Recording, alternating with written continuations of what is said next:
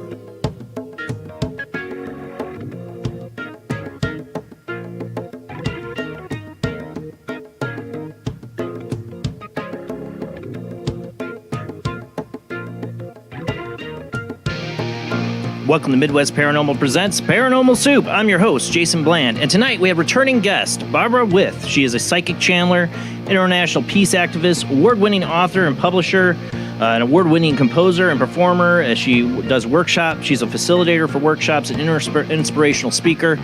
She, best known probably if you've seen her on the show, is she's channeled and has a whole book on this, Einstein, Manifestation, Conflict Revolution, and the New Operating System. She channeled Einstein. I mean, if I was to pick somebody I could channel or talk to on the other side from the past, Einstein would be definitely in my top 5, the top 3. Totally would love to know, the man who thought about the structure of the reality and the universe and all that, what answers he got once he got over to the other side, right? Love to know that. And of course, later tonight, you can call in the show, ask questions of our guest, Barbara With. We talked before we had her on, she does believe everybody has the ability to channel and should try to access those abilities. And maybe you can get some helpful tips from her tonight on that as well. She doesn't do readings or anything like that, I don't think, when you call in. But definitely join the conversation. Ask your questions of our guest, Barbara With, tonight. She'll be on after World Wide Web of Weird, which we got a lot of weird to get to. And we'll open up the phone lines about an hour later in the show. A lot to get to, so let's go ahead and get rolling on into it.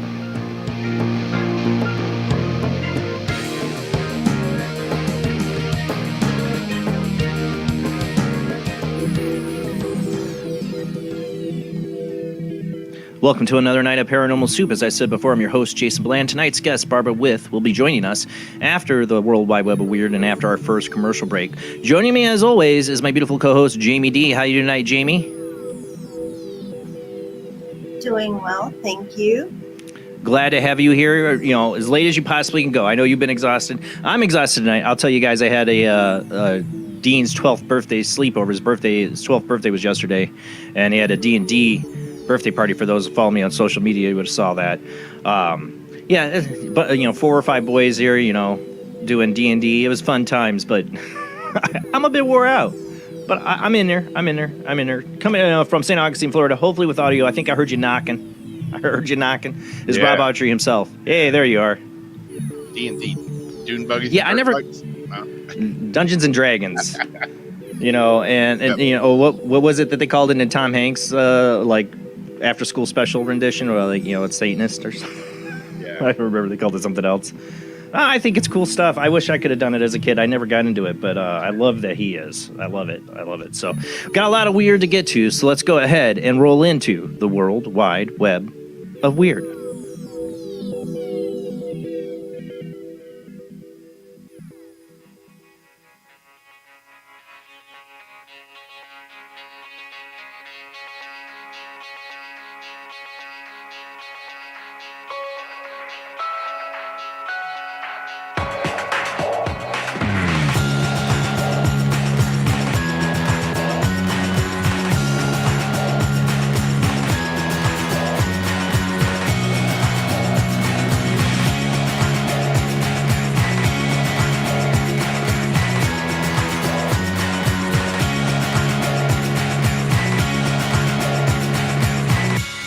Tonight on the World Wide Web of Weird, I thought I'd continue my ongoing criticism of the NASA supposed UFO report. I'm not the only one criticizing them, though. And this guy, I guess, out of anybody, should have the biggest complaint. Is hacker Gary McKenna attacks NASA's UFO report conclusions. If you don't remember who Gary McKenna is, he's the guy that hacked NASA and found out about the secret space program. Remember that? Yeah, that guy. For those listening on the Paranormal Soup radio network, we are a webcast. We do stream out live to Facebook, YouTube, and Twitch. Sometimes we have videos. Tonight we do. Some interesting stuff, Men in Black, all that. Yeah, interesting stuff. But if you want to just listen, I'll narrate as best as possible. To those listening in Scotland on Salzburg FM, I think it's the name of it, if I mispronounce it. You know, this is a rerun. Don't call in. You listen to the reruns there over in Scotland. We're in a different time frame. That's the old Alien video, but should have the article one. Should be a picture of Gary McKenna. I just gave you just a little bit ago the Dropbox link. Dropbox is freaking out lately on me. What is going on here? Well, he looks for that. I mean, it's not important what Gary McKenna looks like. Some people are familiar with him. I'm sure they watch the show. But the 57-year-old ended up in hot water after hacking NASA's computers, where he claimed to have found evidence of UFOs. McKenna, who suffers from Asperger's syndrome, became the focus of a transatlantic legal battle when he was caught hacking into NASA files in an effort to find evidence of UFOs back in 2002. I don't know why it matters that he has Asperger's syndrome, why that's important to the story, but whatever. At the time, the U.S. had wanted to extradite him from the U.K. to face trial for his crimes, a move which would have likely seen him sentenced to as many as 70 years in prison. After a great deal of legal wrangling, however, the extradition order was blocked by the U.K. These days, McKenna keeps a low profile, however. He does still speak out about what happened. What is going on with your Dropbox? Wow. Yeah, dude, it's just like, I'm just going to close this whole mess down. All right, give it another try, and then I'll pull mine up if we have to. These days, McKinney keeps a low profile, blah, blah, blah. We talked about that. More recently, he has criticized NASA's claim that he had found no evidence of alien visitors because he believes they had actually found such evidence himself in the space agency systems during the hack. As usual, they said nothing on balance, he said, and when pressed, they just repeated the non-committal statement. We'll never get any truth from the military institutions, which NASA is, regardless of the fact that it pretends to be a civilian institution. McKenna maintains that he found a photograph of a strange cigar shaped craft on NASA's computer, as well as satellite images and list of non-terrestrial officers. It's a fact that there are objects we don't understand flying around in our skies. It's also a fact that there are scientific intelligence and military departments that study these objects, he said at the time. Now, what I've always said about Gary McKenna is if all he's saying is untrue, well, he definitely hacked NASA. I mean, why would he not tell you what he saw is true? He definitely hacked him because they wanted to arrest him for it. You know, it's no joke. Not working, Rob? What? Wait a minute. This might work. Okay, let's pray. Jesus, take the wheel. Let's see. Is it going to work? Is it going to happen? There you go. Okay, let's see. Can we go to the next? All right. Let's go to the next one. Let's go to the next one. Now. This one's a video. Actually, there's pictures in there, but there's a video. So you can hold it on the picture for the moment if you want. Okay. While I read this. All right. So we've talked about the Men in Black on the show quite a bit, especially Nick Redfern, who's written a number of books on the subject. This new one, I don't know if this is Men in Black. It is odd. I feel staged, but it's weird. Maybe not. It's on the next two videos. This one and the next are from UFO Sightings Daily, a great YouTube channel you should check out. It's peculiar video captured by a doorbell camera in California shows two mysterious suit-clad individuals looking out on the front door of a home as what appears to be a UFO. You'll see it materializes, hovers in the sky outside, and some suspect that the puzzling pair could be the infamous Men in Black. The very weird scene reportedly unfolded last Wednesday afternoon when a woman ring system alerted her to the presence of some mysterious strangers at her doorstep. The visitors in question, one of whom was knocking on the door, were two men wearing suits and dark sunglasses. Uncertain as their identity, she texted her children to see if they might know them, but they did not, though when they later looked at the video, they noticed something rather strange in the background. As the two men linger at the woman's doorstep, waiting to see if they will answer them, a dark orb can be seen hovering in the sky behind them. The mysterious strangers, combined with a curious-looking UFO, had led many to wonder if it's perhaps they were men in black or perhaps even aliens visiting the woman's home for reasons unexplained. Of course, more skeptical viewers argue that the two men probably had an innocuous reason for the house call and that the UFO in the background is a balloon or some other object, prosaic object. It actually materializes, it looks like, to me, in my opinion. Go ahead and play this video. And they're speaking another language, and I'm not a bilingual person enough to really know what they're saying, but there should be a video in there. The Article 2 video. Have a few minutes to talk about the Lord. Yeah, here it is. I don't hear any audio. But yeah, they speak like another language. It sounds like it could be something Slavic, maybe. I don't know. There's the UFO. See how it kind of materializes there in the background? Mm-hmm.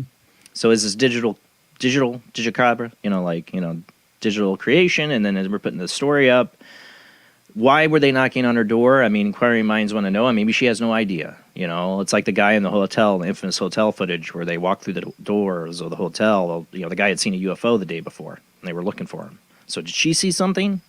Is that why they're here? Ring camera, man. I got one now. It's great. Get Men in Black now when they make the call. Not your typical looking, though, like the notorious Men in Black look either, I would have to say. He's got a nice little, sporty coat on there. You're out of Men in Black dress code, sir. Yep. They got the glasses, though. They got the black ties and the suit. He just decided he wanted his J. Crew coat. Jehovah's Witness guy comes to my house. Yeah. They are speaking another language, though. It's not English in this video. I'm not going to worry about it right now. Persistent on that door knock, too. Yeah. Regardless, I don't get very warm fuzzies, whoever these guys are anyway. I get a very creepy vibe about this dude right there. Well, honestly, the mom did. She didn't open the door for him. Smart lady. Yeah. Got a hold of her kids. How many people prey on? I don't know what her age is. They don't say, but how many these people go to doors of elderly people that prey on them with scams and whatever. These guys could be out there. They're speaking foreign language, but suddenly they'll sound very American, and that they're here to, they're from the IRS, and you owe a bunch of money, or if you're not expecting someone to your door and it's not a neighbor. You don't have to answer your door to anybody. Don't do it. Just because someone comes to your door doesn't mean you have to open it. But without the provenance of this, I understand why people don't want to come out. It's hard to say that that's real. If it would love to have the provenance, because it'd be a very interesting data point here to see that these guys are knocking on their door weirdly, and a UFO is popping up in the background. Is that what transports the Men in Black around? If these are Men in Black, those guys in the hotel looked like your Men in Black, though. The old hotel footage, we've covered it several times on the show, where they're in the trench coats and that looked like a LARP. Like somebody's doing a really good LARP of Men in Black. Yeah. This is more like maybe they work for the government, even though they don't speak English. I just feel they could be government something, but I don't get a good vibe. Like there's something really. No, I don't think anybody would. Out of when my you answer through the door, ring down. Hello. Yeah, no, nobody home. You go away. 2 times I've answered the door. One time I was feeding snakes, and I answered the door with a big, huge tray full of dead rats. That got them to go away quick. And the other one was the biggest snake I had. Just put it around my neck. They don't stay for long. All right, let's move on to the next one. That's UFO Sightings Daily. This next one's UFO Sightings Daily, too. I thought was interesting. Is Star-like... Well, that's don't think that's it. That's another article. That's later. This should be article. That one.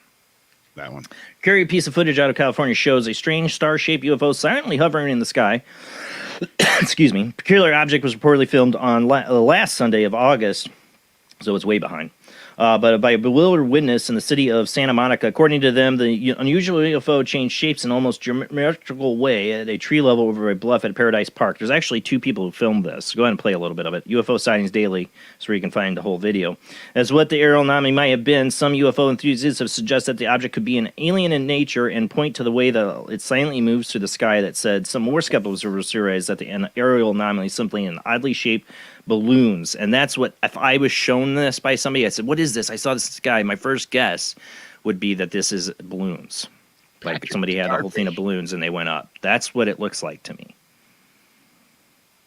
But once you zoom in, it's very blurry. It's hard to tell. Here's somebody else's perspective. They got it. Any skeptic right out now will call that out as probably balloons. It'd be interesting to see the whole, like, whoever saw this, what the eyewitnesses saw, did this thing zoom off? Then it's not balloons, like, did they get, if they had that on video of it zooming off, it'd be like, well, it's not balloons. But just the floating, both videos, my guess is it's probably floating balloons like that. And it's just at dusk. And so it looks black in the sky, Yeah. I don't like to say balloons, but I think I'm going to say balloons on this one. Yeah. It's interesting. They say it changed shapes. Well, that could be the balloon's positioning. Yeah. But I've seen that one up posted a lot, and that's my guess. It's balloons. Maybe I'm wrong. I'm not an expert. Yeah, might be wrong. All right, the next one you had is a series of unsettling animal deaths spark chupacabra fears in Mexico. Chupacabra. Just like to say chupacabra. We got this from Coast to Coast 2 from Tim Biddle. Shorter article. Series of unsettling animal deaths in Mexican town has understandably left residents on edge, with many wondering if the infamous chupacabra could be to blame. The curious case reportedly began approximately 10 days ago in the community of Tambola, when a farmer discovered that one of his livestock had been slain by a mysterious predator. Since that time, a staggering 8 additional animals, predominantly goats and sheep, have seemingly fallen victim to the same creature. Particularly unnerving to the residents is that the downed livestock have sported sizable bite marks on their necks, and in some instances, the monster in the midst actually managed to decapitate the unfortunate animals.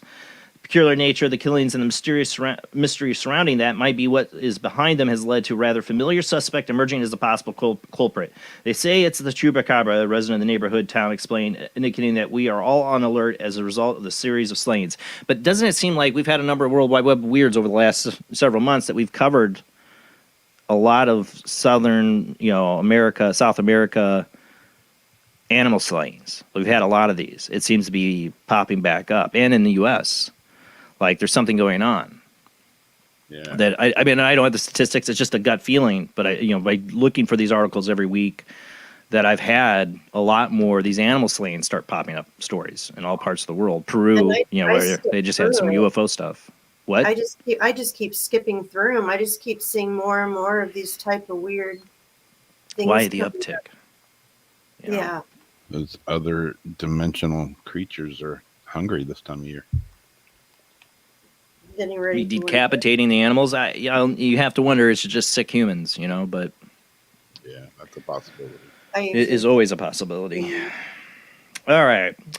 On to, because we're getting into October 1st, we're getting ready for Halloween. I can't wait for the ghost stuff. We'll have our Halloween show with, hopefully, should be there, Katrina Cooper, spiritual medium, and paranormal investigator Rhodey Speak, who traditionally come. Hopefully, we'll have them there, and open lines and just fun psychic games for our Halloween show.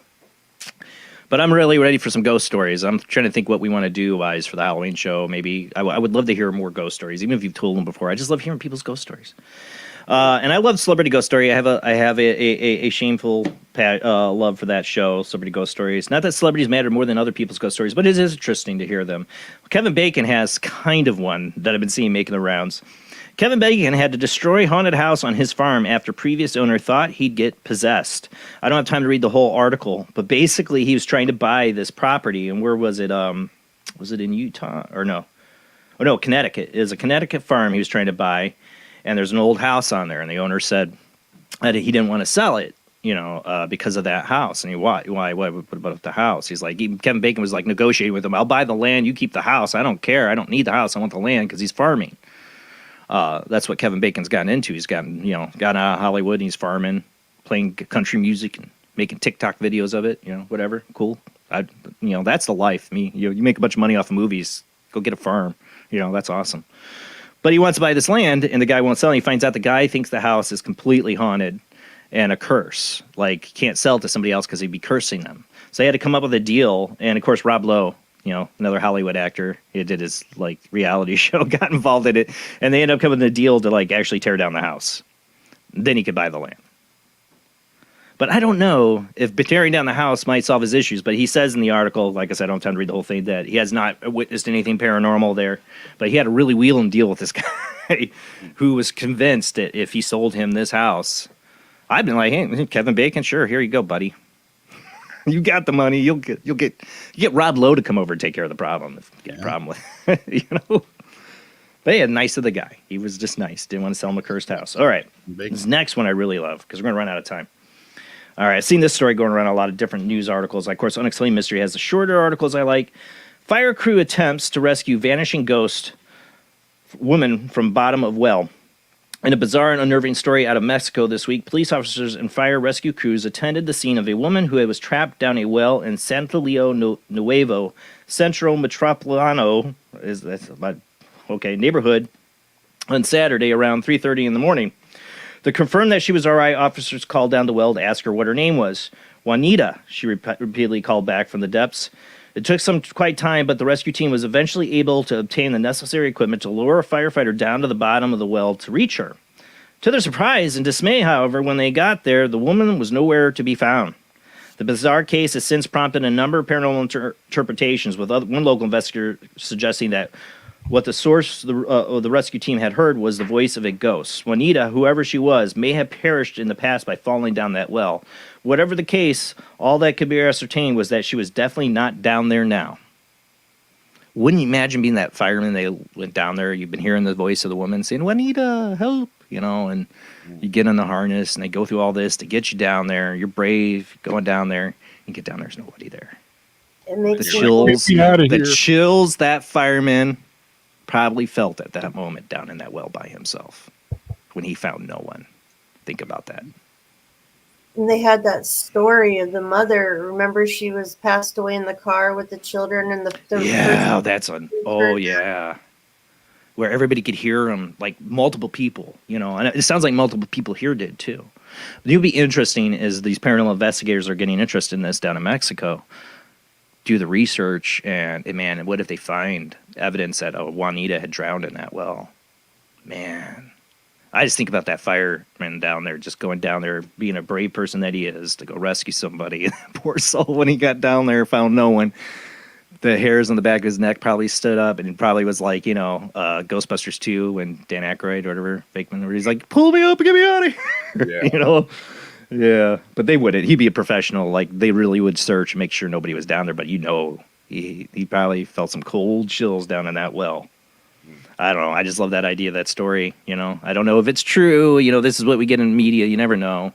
It sounds like it is. It was circulating on a lot of different outlets. I would assume it's real. I would love to hear if there's more that comes out about it. If I do, or if you do, email me at paranormalsoupjbland@gmail.com if you find an update on that I miss.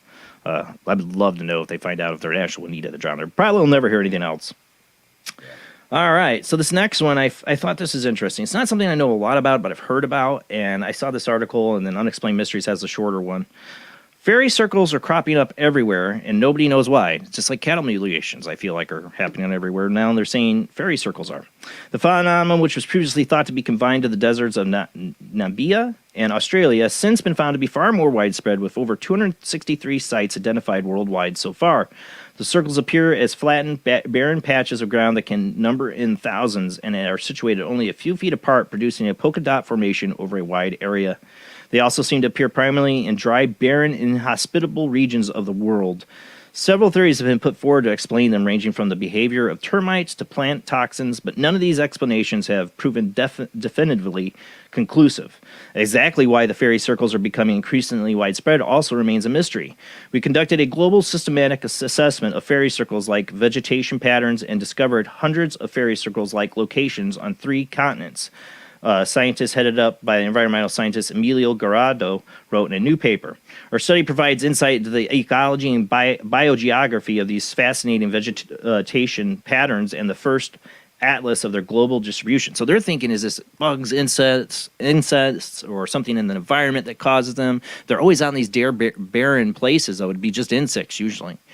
And, if you're in, maybe aliens trying to send each other like coded messages. Like you put patterns like the crop circles, but we need to send a message that humans aren't really around. Let's go to this inhabitable place and put a bunch of dots. It's like some binary code. I'm just saying, maybe that's my imagination of what it could be. Yeah.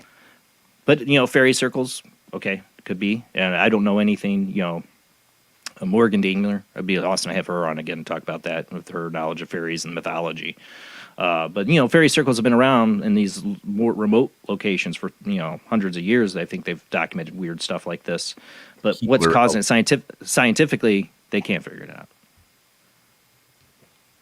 I just think it's odd, if it's happening more, maybe it's this, the aliens like sending down their probes and making little coded patterns on I don't know. Or maybe it's fairies. Well, I would love to know what the purpose of a fairy circle is for fairies. I'm sure there is some really deep explanation for that. I'd love to know. That's it for the World Wide Web of Weird. Our guest tonight is Barbara With, Psychic Chandler. It's her second time on the show. We had her on a year ago. She is an international peace activist, award-winning author, publisher, psychic channeler, award-winning composer and performer. She's a workshop facilitator and inspirational speaker. She's author of 5 books on metaphysics. She's completely fascinating. We ran out of time last time. I can't wait to have her back on tonight. And when we come back from this commercial break, she'll be joining us. And then we'll open up the phone lines later in the show. You can join this conversation. Call in. Ask your questions of our guest tonight, Barbara With, when we come back.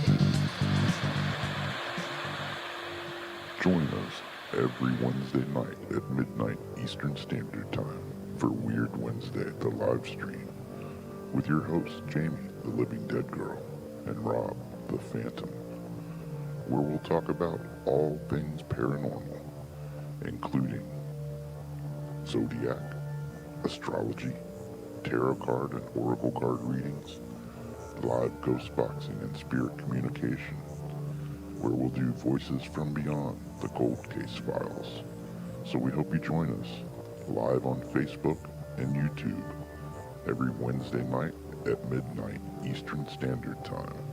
We hope to see you there. Bye-bye.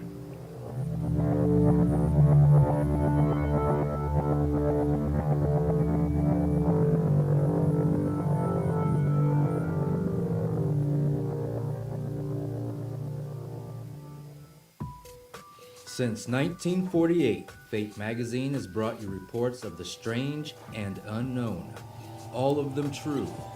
Fate Radio is carrying on that tradition, bringing you the unusual, macabre, strange, and bizarre. Join host Kat Hobson Sunday nights from 8 to 10 p.m. Eastern on WBHM Digital Broadcasting.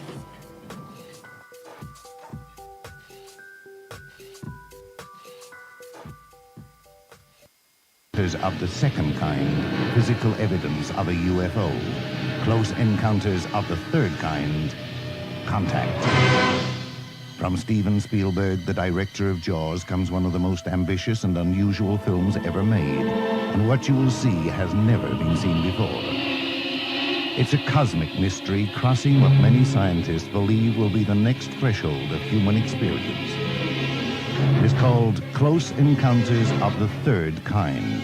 It begins in an Indiana town and leads to one inescapable conclusion. We are not alone.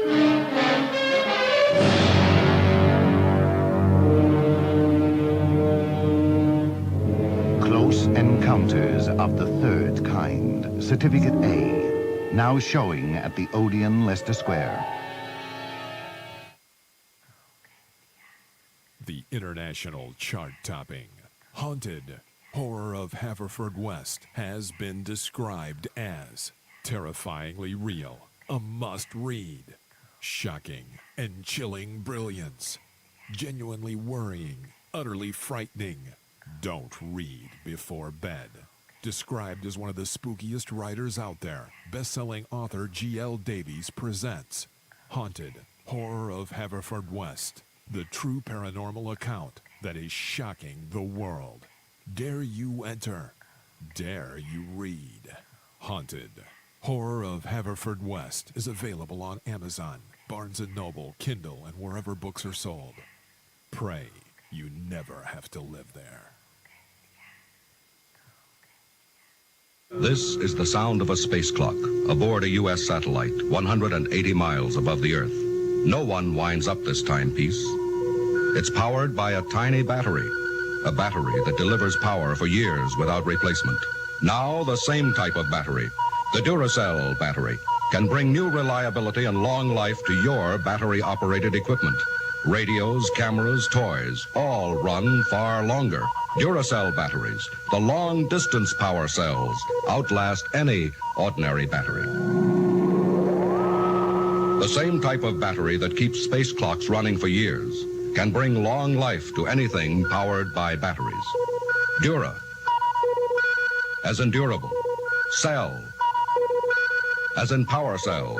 The Duracell battery, made by Mallory. Are you intrigued by Paranormal Talk Radio? You'll love the new Paranormal Radio app from Talkstream Live. You'll find a great selection of talk shows covering UFOs, ghosts, strange phenomena, and much more. Download the Paranormal Radio app now and start listening to the very best in paranormal talk entertainment, including the network you're listening to right now, the Paranormal Radio app, free in Google Play and the iOS App Store. Switch to DCS ranging. 240, nominal to profile. We're in the pipe. 5 by 5.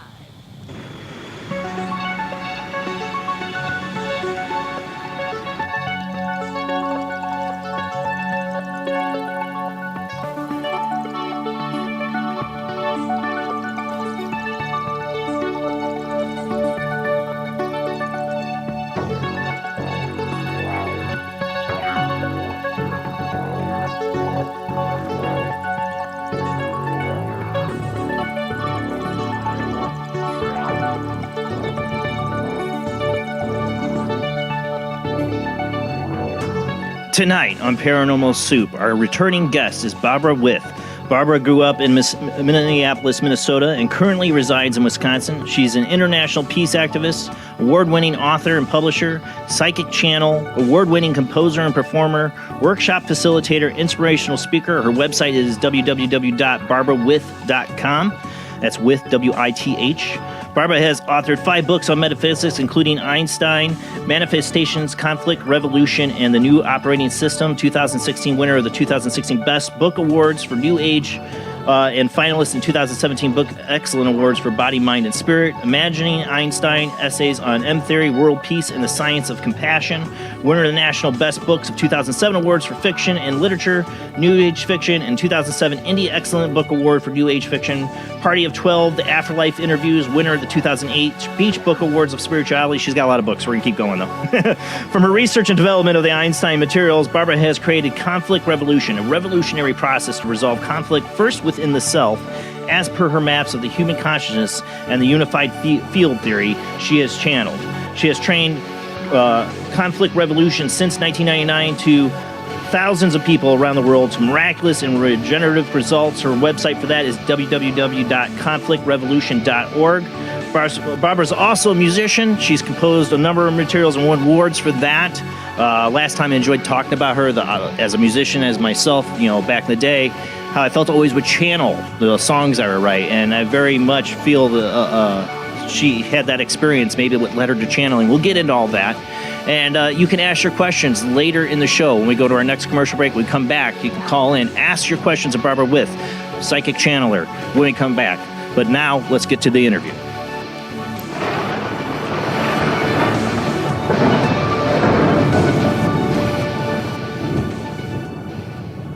All right, stumbling all over myself. I don't know why, but let me get Barbara in here. There she is. How you doing tonight, Barbara? Good. How you guys and gal? Doing good. It's an honor to have you back on the show. Want to talk about what you've been up to and all that. But first, we always have people that are tuning in and haven't seen you on previously. So I'd like to get a little background for the people, how you got involved in channeling, and your other adventures too, as a peace activist and as a musician. But really, what started it for you to get into this realm of the psychic? What started it out for me really was music. Because I started doing music when I was about 5 years old. I climbed up onto the piano and started figuring things out and taught myself how to play the piano. And then later on, I was about 12 or 13 when I started to actually write music. And that for me involved, I always talked about, I was going out into outer space and listening for those songs that were already written and kind of pulling them through and translating them into music and lyrics and all of that phenomenon. So it started very young, and that is really, as you said, it's the process of channeling, where you go into the void and you listen for what you're hearing. Now, then it was music. Yeah. But it was high school that I started to go see a psychic, and not because I was looking for a psychic, but because my friend Mike came up to me in high school one day and said, "Hey, you got to come and see what my mom does." And I was like, "What does your mom do?" And so I went, she had this group channel, and it was just phenomenal. And I started getting readings with her. Now, she always said that she was like a giant antenna. So she was picking up on my higher information and funneling it through to my human mind. So I studied with her for probably, I don't know, 17 years. And I was, she was talking about my musical career and all the things that were going to happen. And they started to unfold just like that. So I think it was 87 when I started to spontaneous automatic write. I was writing a letter to someone, and my hands kind of took over and started saying all of these very profound ideas about my own life. Like they had taken things in my life that I thought were failures and I was ashamed of. You know, I'd certainly gotten, I was winning awards for my music, but I was also wayward, should I say? You know, You're your own worst critic. You know that, and I was kind of a drug addict and alcoholic, and so when I started to automatic write, they took these instances in my life that were shameful and difficult, and they reframed them into really meaningful, kind of magical viewpoints, which made me feel like, wow, those are the kind of the first parts of self-love that I was learning for myself. And so I went on to channel just for individuals. And back then, you know, this is talk about the dinosaur. Back when I first started getting readings, there weren't even recording devices. They didn't even have those little cassette players, you know, where you push the thing. So you had to take somebody to write. So when I first gave readings, people would come over and I would write, and they'd sit on my left, and I would write, and they'd ask questions, and eventually I had to speak it. So I started speaking, and that was also quite an experience, you know, when you're that age and you're trying to work your way through, what is this gift? What is it? How does it work? But I did, and I started speaking. So in 93, I started to do group channeling. I wanted to do groups. Like, what would these voices coming out of me say? And there were a couple of clients that came, and they sent all their friends. And so we started doing these groups in December of 1993. And that was really the beginning of everything that was going to lead to learning about Einstein. But in those groups, they asked early on, Kim and Teresa asked early on, so who are you? Who's coming through? And the answer was, you can call us angels. And I wasn't real happy with that answer, because I am to this I wouldn't be day, either. right? I'm really skeptical about everything. I think it's healthy to be skeptical, to question things. And I think if you're skeptical, you can listen to everything, right? You don't have to worry about getting subsumed into ideas, but you start to ask questions. So, but the reason I was okay with it, because what they were telling us was so profound, and it was changing our lives so really clearly. And what they said, what these angels said, we're here to teach you this revolutionary new process for resolving conflict that we feel is the precursor to world peace. And, you know, it was a really lofty mission. We're not doing so well right now. Right, which is why I'm on my way to my world tour, my next world tour. Yeah. So anyway, so they gave us these step-by-step instructions almost, and they wanted us to test it on our own conflicts.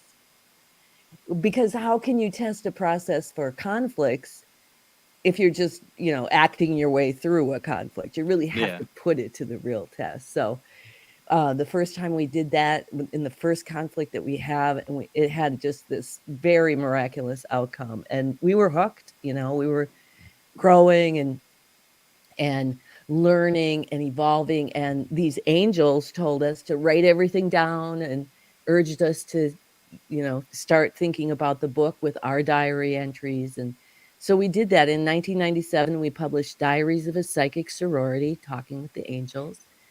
And so that was, every step of the way is mind-blowing to me. Yeah. Because all I want to be is a rock star. Like, I'm not here to be a spiritual leader. I want to be a rock star. But you want to do music. Yeah.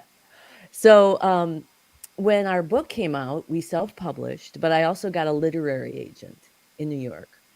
And she called me up one day and said she had this tabloid in London. It was a metaphysical, paranormal tabloid that was looking for an interview with Princess Diana from Beyond the Grave and the 1-year anniversary of her death. And again, I was skeptical. It's like, I've never done such a thing. I had learned that the dead people could come to me, and I learned how I could speak to them. And then mostly they were people's moms and, trying to get to their living relatives.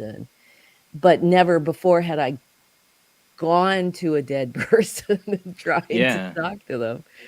So I did it, and I typed it. It was typing questions and answers. And when it was done and I read it, it blew my mind. It was so detailed about, what was going on that night when she and Dodie were out to dinner, and what was the dynamic of their relationship. And, she talked about her kids and really said, you're going to see Harry doing this, you're going to see William doing this as he grows up. And sure enough, all that has come to pass. Was there a Meghan Markle? like beware the Meghan. Right. No. No, and you know what? When the tabloid, they flew me out to New York to interview me. We spent 5 hours together with these tabloid reps, and they were, we were slurping the champagne, and they're like, what about Princess Anne? And I'd say something, and they're, how do you know that? It's like, because I'm psychic, I guess. I don't know. So they didn't want the interview. And it's only recently that I realized that they didn't want it. I always knew they didn't want it because there wasn't enough dirt, tabloidy dirt, paranormal dirt. But I realized she didn't mention their names. She didn't mention Charles or Camilla. And that would be her revenge, right? I'm not even going to qualify them. So, but anyway, my agent and I decided, since they didn't want the interview, that we would see if there were other famous dead people who wanted to talk. And so we made this long list of, Elvis and Gandhi, and I would, in my mind, I'd imagine going to them and asking them, and they would either say no and then give me the reason why. Or the second one up was Nicole Brown Simpson. Yeah. And that was also really eye-opening to me, because I always thought you pass away, you go into afterlife and it's all this peace. And she was like, oh, hell no, not when you leave your kids behind with the guy that killed you. Yeah. So, and she also did this really in-depth dissertation almost of the kind of racism that OJ was suffering from.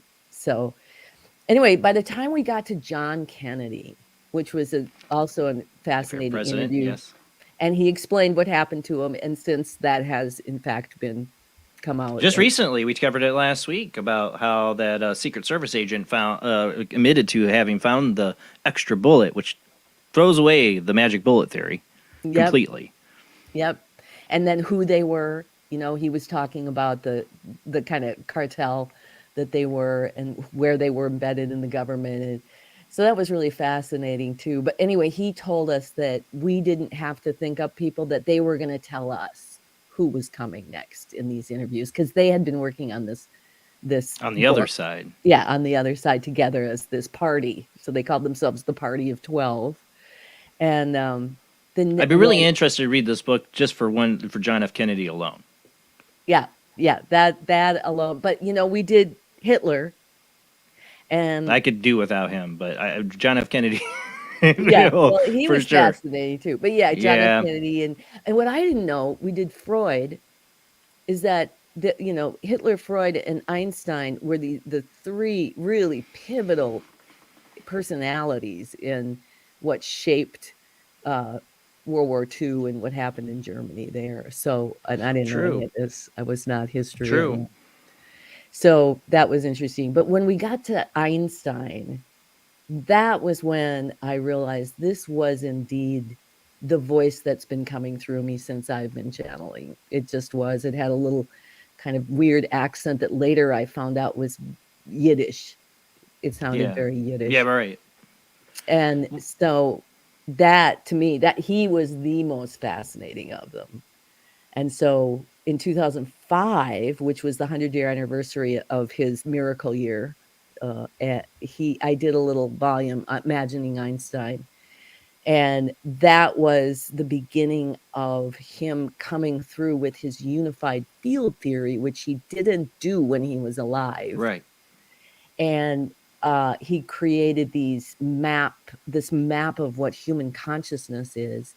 And then the really profound part that still blows me away every day is his scientific definition of compassion with a capital C, and how it quantifiably is measurable, etc. And so when that came out, that was the book that got me invited all around the world to present my conflict revolution and the unified field theories. And so in 2016, after that, Imagining Einstein came out in 2007. So there'd been quite a number of years where it evolved. I put out Einstein et al., Manifestation, Conflict, Revolution, and the New Operating System, which is the whole unified field fully illustrated, and then conflict revolution and how to do it, and why conflict revolution is the process for world peace, one person at a time, starting with each individual. So he lays out kind of the scientific theory behind that. So that's kind of my history, and I've just been doing it ever since. And last summer, what I did was I took all of my books. I have actually 6 books on metaphysics on this topic, and my associates, who we have 2 books, and we put them all under one publishing company to have the full library of all of this phenomenal work that we've done through these many years of bringing this information forward. And I published at synergyalliance.llc. You can get to it through barbarawith.com as well, but it's there with everything that's updated to this, including the tour I'm about to set out on, the next world tour. If world peace tour, because we need it. Yeah, we're in bad shape. And let me tell you, people, as I've been plunging back into the interview world and doing a lot of podcasts, I'm doing a lot of interviews because people want to know this. They want to know, like, what can I do? What can we do? There's so many things are out of our reach. And we see the world spinning out of control. And this process of conflict revolution is really about mastering ourselves. And then that contributes to world peace. The angels always said that world peace would be the byproduct of what we were doing. But what we were doing was actually evolving ourselves, mastering ourselves. And that was going to be the pathway to world peace. I've always said, we were just saying this last week, for things to really change, like at least in this country with what things have been going on, that we need a movement. And it won't be a person or somebody who saves us, but we need a spiritual movement, a moral movement, to change. And it's got to grow one person at a time. Yeah, it's how it's happening. I'm a big fan of the author, the Buddhist monk and author Thich Nhat Hanh, and he preached one of my favorite books of his, very small book, is Peace is Every Step. And if you want peace, you have to make the steps towards it first. You can't expect others to do before you do. That you, no matter what what somebody's done to you or what it is, if you want peace, then you have to commit to it and make the steps to it. Right? Is your action you're taking a peaceful action? Are you intending for peace, or are you intending for harm or war or aggression? What are your intents? What steps are you taking to ensure peace? Yes. And one of the things about this work is that in his unified field theories, he describes how the universe is created one step at a time from nothing, to everything infinitely. And so much a part of the creation of Earth is us, where our non-physical parts actually literally begin in the center of the Earth, according to this model. And this gravitational wave that's flowing from the center of the source, which is in the center of the Earth, to the surface of the Earth and the lens. This is a perfect system. It projects perfectly into the lens, into this physical world, what is programmed into the source. And this gravitational wave that is carrying all of that mathematics of everything we're experiencing, starting with our bodies, which are the tools that project and then perceive this as a separate, world that we're living in. If there's conflict in that wave, then it's going to perfectly project into the lens, the conflict. So we work at understanding, we work with what's called the 3 human dimensions of intellect, intuition, and emotion. And those are sort of like your spiritual organs. It's like you have a heart that does one thing and the kidney does another. And when the kidney's sick, you do one thing. And when the heart's sick, you do another. It's the same is true with intellect, intuition, and emotion. They each have their piece and they each work together in a way. And he talks about aligning this to compassion, this 5th fundamental force of the universe. And when those are aligned to compassion, we naturally manifest in the lens the reflection of that inner peace. And so the idea is, and especially on this world tour where we're going, I'm asking for the participation of the willing for a worldwide action to end the age of war.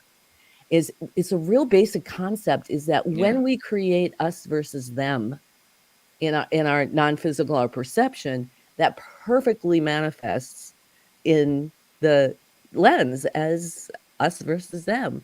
But when we align to compassion and we know that we are one body, we are one organism together, and that whatever I'm seeing reflected outside of me begins within me, and I can bring peace to it there, then it's synergy. It's like worlds open up, and the synchronicity and the magic and the manifestation of those. It's an energy. It's an intent. Your intent is peace.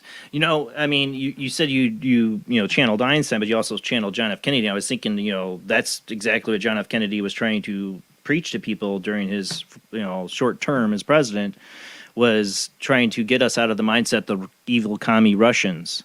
He was trying to say, put yourself in their shoes. What would you do if you were them? He was trying to change the perspective in a time when you had generals and media and everybody saying they're evil, Russia's evil, and the commies, and we almost brought ourselves to brink of nuclear war. But he saw it from a different light. And that's why I think he's one of the most special presidents, not because he was assassinated, but because of the time in history he was and the choices he made that a number of other people could have been president at that time would not have made, and we might not be here. Yeah, I absolutely agree. And it got him killed. Yeah. Peacemaking gets you killed. So hopefully we're not going to manifest that. We could, but we're going to choose not to. But yeah, so and also the thing about Kennedy was that he had such a vision. Despite we all know his personal struggles or his. No man is perfect, right? And obviously he was not. Sadly, I mean, all I got to say about that is there's a lot of urban legends too. There's a lot of let's just say there were people that did not like the Kennedys, that after John F. Kennedy was dead, that made it their mission to try to pour as much dirt on their image of him, their father, and RFK afterwards. And there is a lot of bullcrap too. Yeah, and you can always paint pictures I mean, look at what's happening to Russell Brand right now. I mean, right, exactly. That's what I mean. It's paint pictures. They needed to destroy or take down the Kennedy image somewhat. So there is. I'm not saying John F. Kennedy didn't do some bad things, morally, like as in his personal relationships. But as a president, he was there at the right time. If Nixon would have been there, he would have gone along with the military. I guarantee it, and we would not be here now. Yeah, I think so too.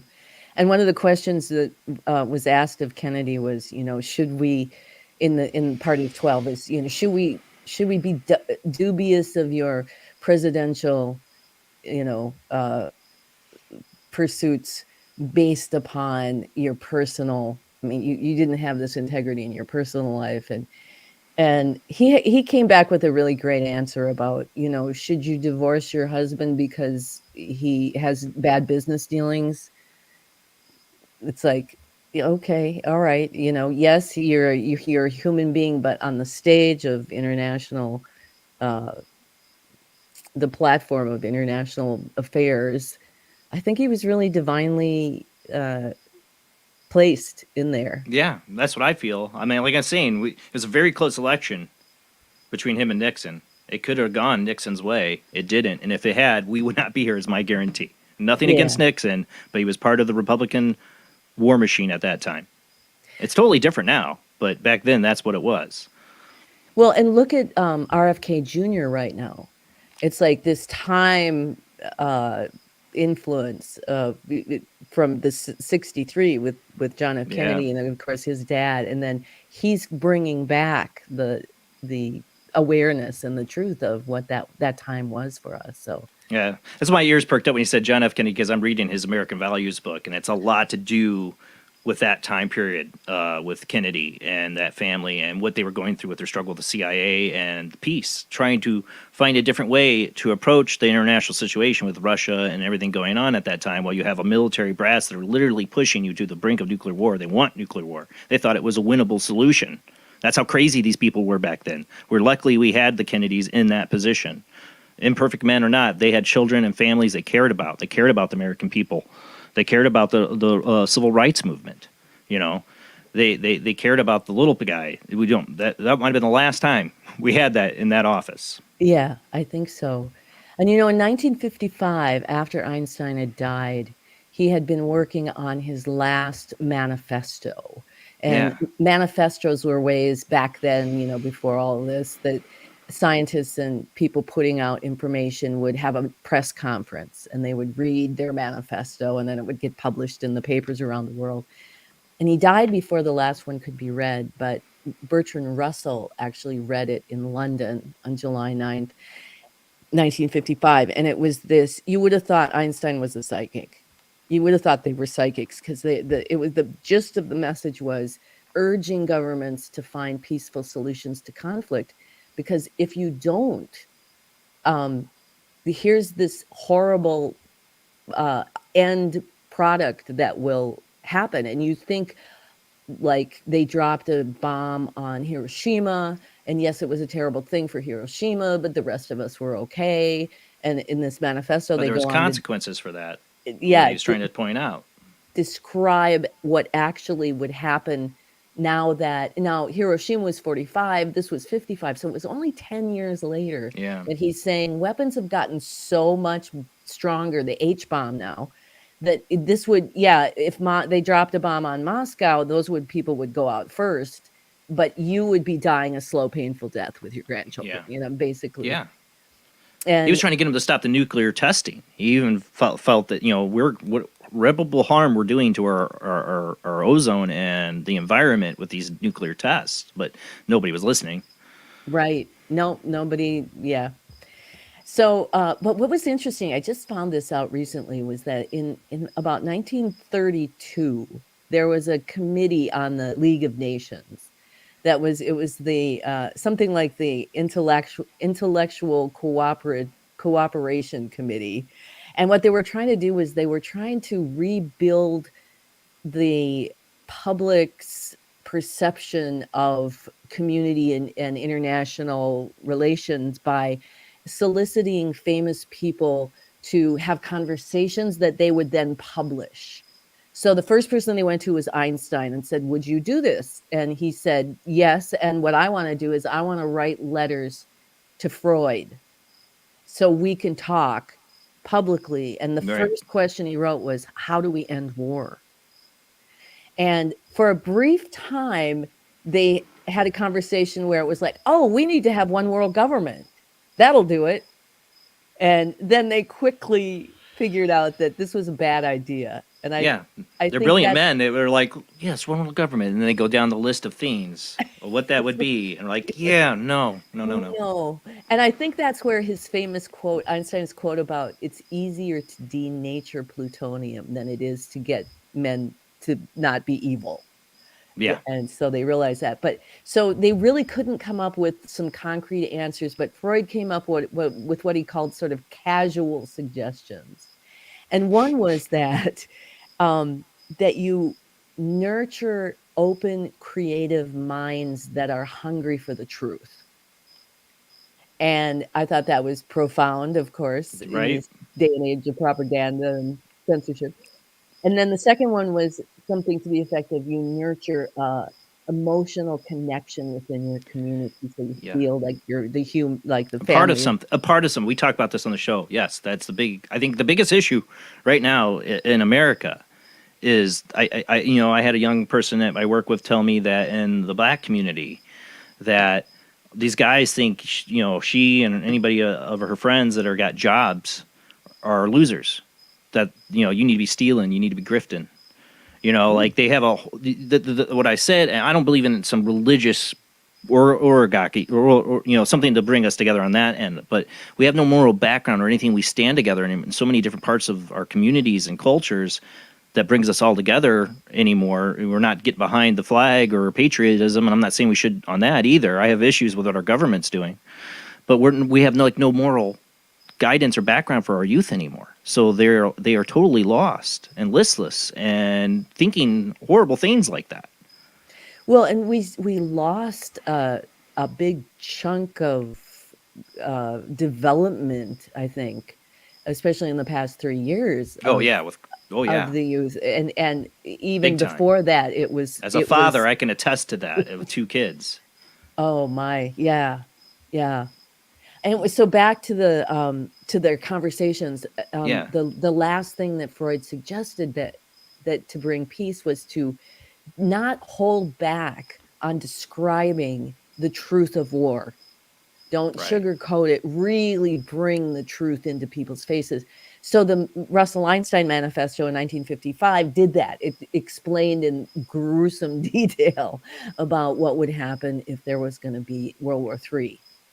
And I'm always so amazed that, that was 1955, but in 1932, this was before they dropped the first bomb. Yeah, they'd seen World War I and seen that destruction. That's what their minds were at. In World War I, one of the tools they used to weapons of destruction was they would fly their planes, which of course were new, right, low over the battlefield and throw bricks out. That was the level of weaponry that we were dealing with then. So in 1932, the world is torn apart. Freud has come out with these revolutionary ideas about the psyche and what we're made up of.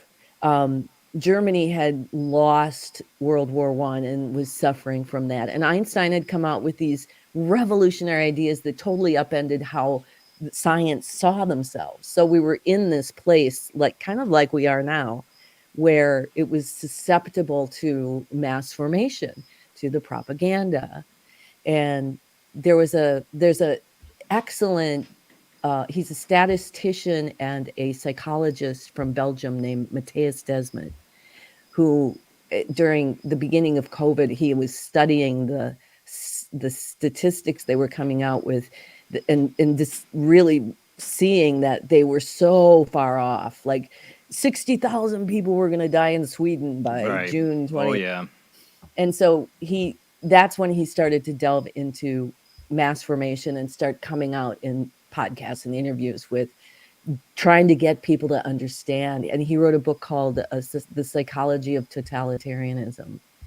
And he's amazing. If you ever get a chance to hear him, I'd love to talk to him.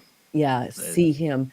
And one of the things that he says is that right now we need a new guiding principles for society that aren't based on the rational mind, that have to do with accepting the mystery and going into the intuition and getting back in touch with nature and kind of this getting out of this us versus them mentality. But when I heard him on a podcast say we need a new set of guiding principles, I thought, this is what conflict resolution is. It's not easy to do all the time, but it's easy to understand process that can be used every day to constantly readjust our decision-making processes, our perception, to really include the truth, to revolve our focus off of who we think are our enemies and bring them back into our own energy fields. And then based on these maps of human consciousness, how to resolve that conflict in that human psyche. And boy, the world is ready for it. I'm telling you. Oh, yeah. Well, that's the problem. We make our enemies. And that's the first thing we need to realize is that there's no good guy, bad guy. It's not the Hollywood movies, that there's so many things that we do. If you put your enemy in a certain frame or give them the only one way to respond, then they will, and they will be your enemy. If you don't leave them openings and doorways to have a conflict resolved in peace, then they only have one way to react to you, which is violent, then that's what's going to happen. And that's, Ukraine right now. I'm just sorry. It is what we've been doing. Yeah. Well, and also that what conflict resolution does, which is the uncomfortable part of it, is that a lot of people profess light and love and, we have to be peaceful, et cetera, and so on. And then they don't, right? So when the revolution comes around and I'm triggered by somebody outside me and I get that obsessive sort of projection about, well, they've done this and they've done that. We all do it. We get obsessed in our head about that, what she said and she didn't. But when you bring it back around and you say, okay, I'm going to do this thought experiment, this is what Einstein used to do, where if whatever I'm triggered by outside myself and whatever is being described in my head about why I'm angry or why I got triggered or why I have these feelings that I'm projecting onto that person is the clues for my own work. And again, not brain surgery, certainly not that particular idea isn't revolutionary, but the way in which we go around and deal with that internally is also, in these past 3 years, I've learned, the antidote for propaganda. Because Matthias Desmet lays out this whole scenario that has to be in place for this mass formation to take hold in our minds, and they plant those enemies. And they did this with Trump. However you feel about Trump, they did it with Trump, where he became the object of everyone's anxiety. And then the answer was destroy that external enemy. And anything, I think it got people cut their own nose off their face, just fight their face. Forgot why they hated him. It's just this collective hate that grew. I'm not a Trump fan, obviously, but anything that he supported or put behind or they were suddenly all against. It didn't matter what the rationale was, and that is a mass psychosis. Yes, it was. It definitely is the Trump derangement syndrome, and Desmet talks about that. About when you have these things in place, you've got the loneliness, you've got the meaningless work.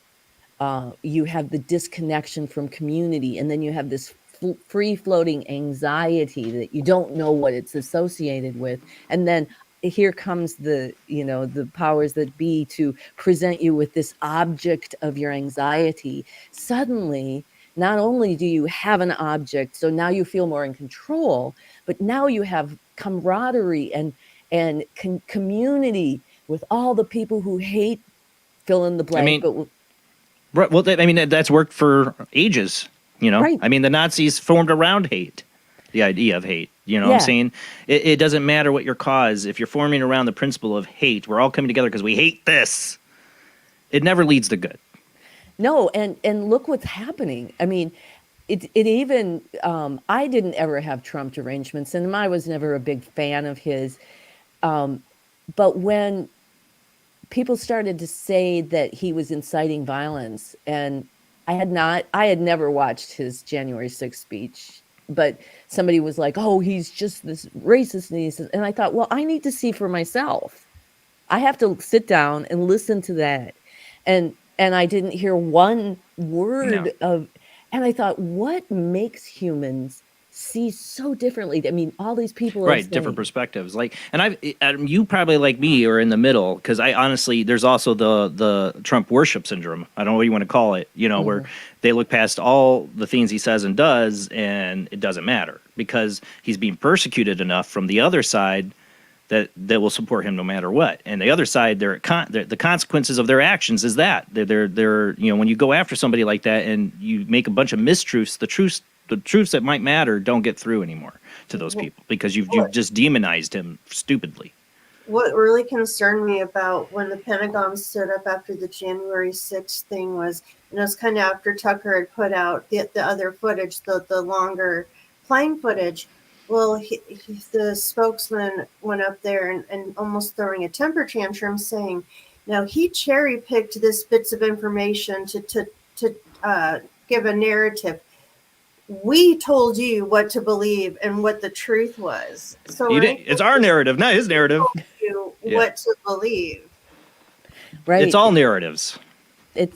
But when you get like what Tucker did, and I thought that was just like, really, because all he did was show the footage, to see for yourself, and you didn't see what they were telling you is there, right?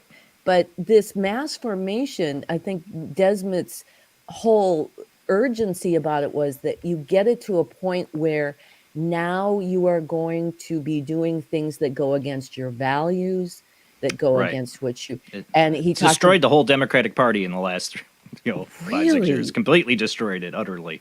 And I, like probably so many Americans, not deranged about Trump and not, he worshiping not a fan him, either. I decided, I really don't know what he did as president. So I started to really dig into, what were his policies? What did he do? And yeah, I didn't love everything that he did, but I started to discover, oh my God, the man was right. He was right about Russiagate. He was right about the Nord Stream pipeline. He was right about election fraud. He was right about, and he was traveling around the world doing the art of the deal, which would everybody, criticize. And yet, isn't that what we're supposed to be doing? Like making deals and finding peace? He didn't want to start a war. I think he has, he's not the best person to be president, but at the same time, he wasn't the worst either, because if you look at the track record of other presidents and what they've done and what they've gotten us involved in, he's got a lot better record. And I'm not a fan. I'm not somebody who's going to vote for him, but I'm just going to say it. And think about it, we're thinking about John Kennedy back when I think he was sort of, not sort of, but I think he was divinely put in that position for purpose in a spiritual way. And I was thinking today about what they're doing now, the weaponization of the government and the censorship that's all coming from the left side, colluding with CIA and FBI and all of that stuff. Who in their right mind would be able to endure this? But somebody like Trump, he's a little bit mafioso. He comes from a kind of a questionable background there, but. Well, I think what the problem is a certain mindset, and he's a very smart businessman. He's dealt with a lot of people. He's a negotiator. You can't just. But I also feel he's morally fallible, because my biggest issue with him is him taking $1 million from Pfizer during his inauguration, turning around after this, putting Scott Gottlieb in charge of the FDA and Alex Salazar in charge of Health and Human Services. We don't need that. That's the exact kind of crap we don't need. He's not an evil person, but he's morally infallible to these things because he's a business person and he looks at it as his business, money and business. And that's the problem we got in this world right now is corporations, money, and business. Not a pretty thing. It is not. But that's my issue. Do you think that all of that, as much as, again, I'm not speaking as a great fan of Trump, but do you think that evolved him a bit? Because now what I'm hearing him talk about is peace. He's talking about something that's dear to my heart. I'm also an election integrity activist. I'm a whistleblower from a Supreme Court recount here in Wisconsin in 2011, where I found the touchscreen poll tape dated March 29th, 1:30 in the morning for an April 5th election. So now he's talking about hand count paper ballots. He's talking about get us out of the war in Ukraine. He's talking about no. And I'm all good with that. mandates. The problem is he talks about it and then it becomes the opposite reaction on the other side to, how it goes. It's because it's like, this is why I wish he wasn't just around at all. I'm just going to be honest, because whatever he pinpoints and makes as his issue becomes the other side's opposite and opposite reaction to it. It's a threat because he's not born and bred into politics. He's a threat to all of them, everything they've been setting up. Yeah. But what you're saying is true. It's that knee jerk. It's that Trump derangement syndrome. Whatever he says, we have to absolutely oppose. And I'm seeing in my friends, my liberal. I grew up a liberal Democrat, and also my election integrity friends, who are like completely trashing this idea of paper ballots. It's like, wait a minute, this is RFK Jr. has also called for the paper ballot system too as part of his campaign. And to me, it's a miraculous thing that this conversation is even taking place. We need to have it. Yeah. We need a debate. These candidates should be up there debating. Trump, Biden, they should be debating and putting out their points if they think they were right, but they're not. I have a problem with that too. Yeah. We need real conversations and debate. That's what founded this country. We need to have these debates, and we need this out in the open. Let the people come up and try to say the lockdowns worked or that we had election integrity and everything's just pretty fine. Everything's great with elections. Bull. Now they haven't been for way before Trump. Yeah.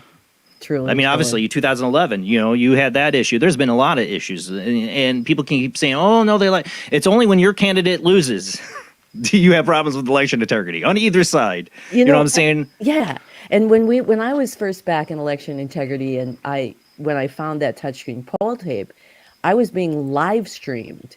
And what I didn't know, not me personally, but the whole thing, the recount was being live streamed. And what I didn't know was that every single election integrity person in the world was watching this election because they had been Brad Friedman in California had been doing elections for a long time, and Bob Petrakis with the Free Press in Detroit had been writing about elections forever.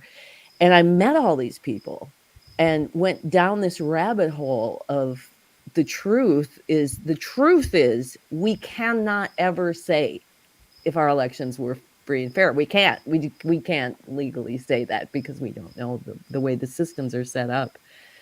So I feel like it's a bit of karma for us as a country. Don't you because think? we have an intelligence agency called the CIA that's notoriously interfered in elections and coup d'etats and all that. But we definitely interfered in elections. We still are. And it's like, if they can do that in another country, to another country, who's to say they can't do it here? Because they have vested interest. Yeah. And what happens in our elections here, because these senators and congressmen and presidents decide their fate on their budgets and their friends in the military that they want to help get contracts for. Yeah. And back in the day when I first fell into this rabbit hole, the election integrity groups there were libertarians, there were Republicans, there were Democrats. And for example, when Ron Paul was running for president, I think it was 2012, or I can't remember what year it was. And 2008? they had, no, it was after 2011 because I was in these groups. Anyway, he was at the Iowa primaries or caucus. The Iowa caucus.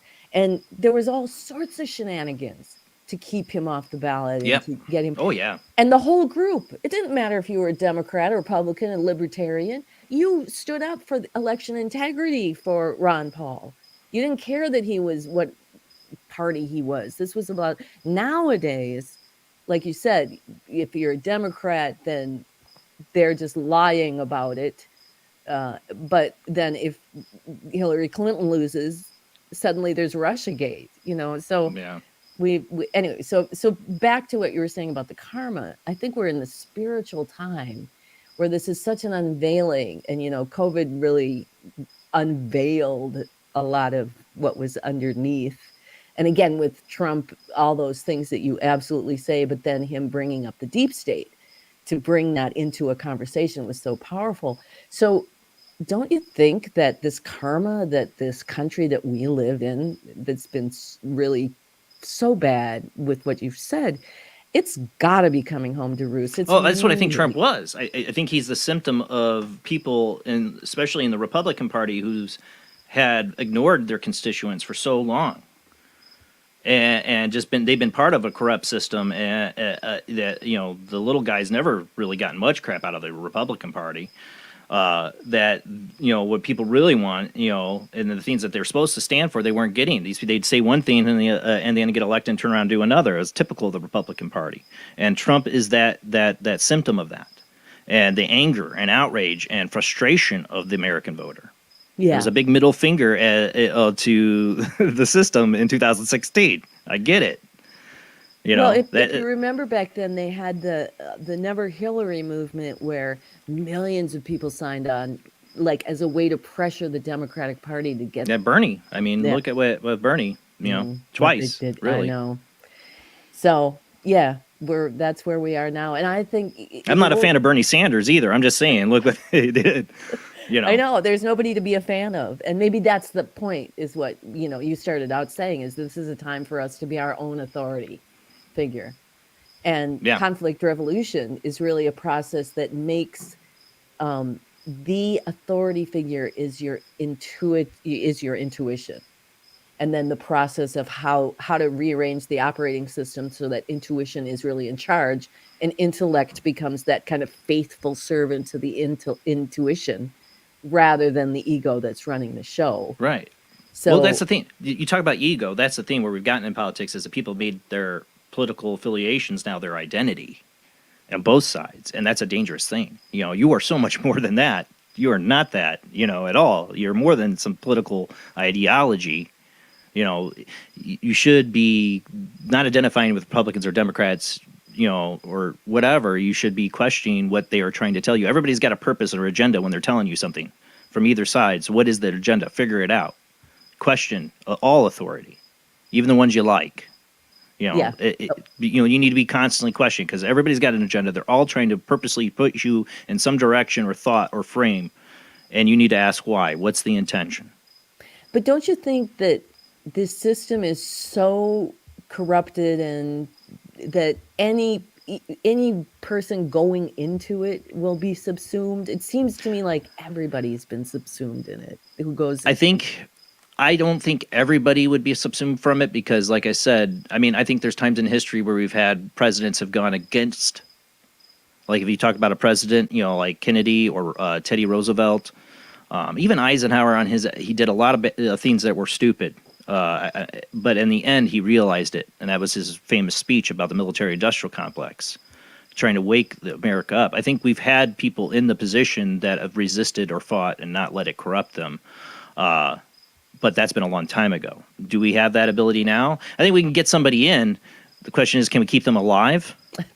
Right. And can they get enough people behind them as a movement to force the issues that need to be forced? Like basically shutting down the CIA's operations overseas where there were toppling leaders, or stop funding wars, and having military contracts with generals who, when they retire, end up working for that same people they got the contract for.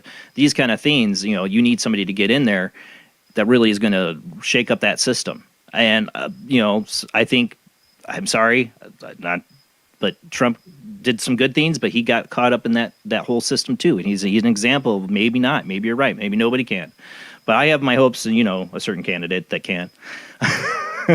But I think if you get somebody in there that has, part of the reason made Trump work is he was a bull in a china shop. He went in there and broke a lot of things that needed to be broken and got people asking questions. That's great.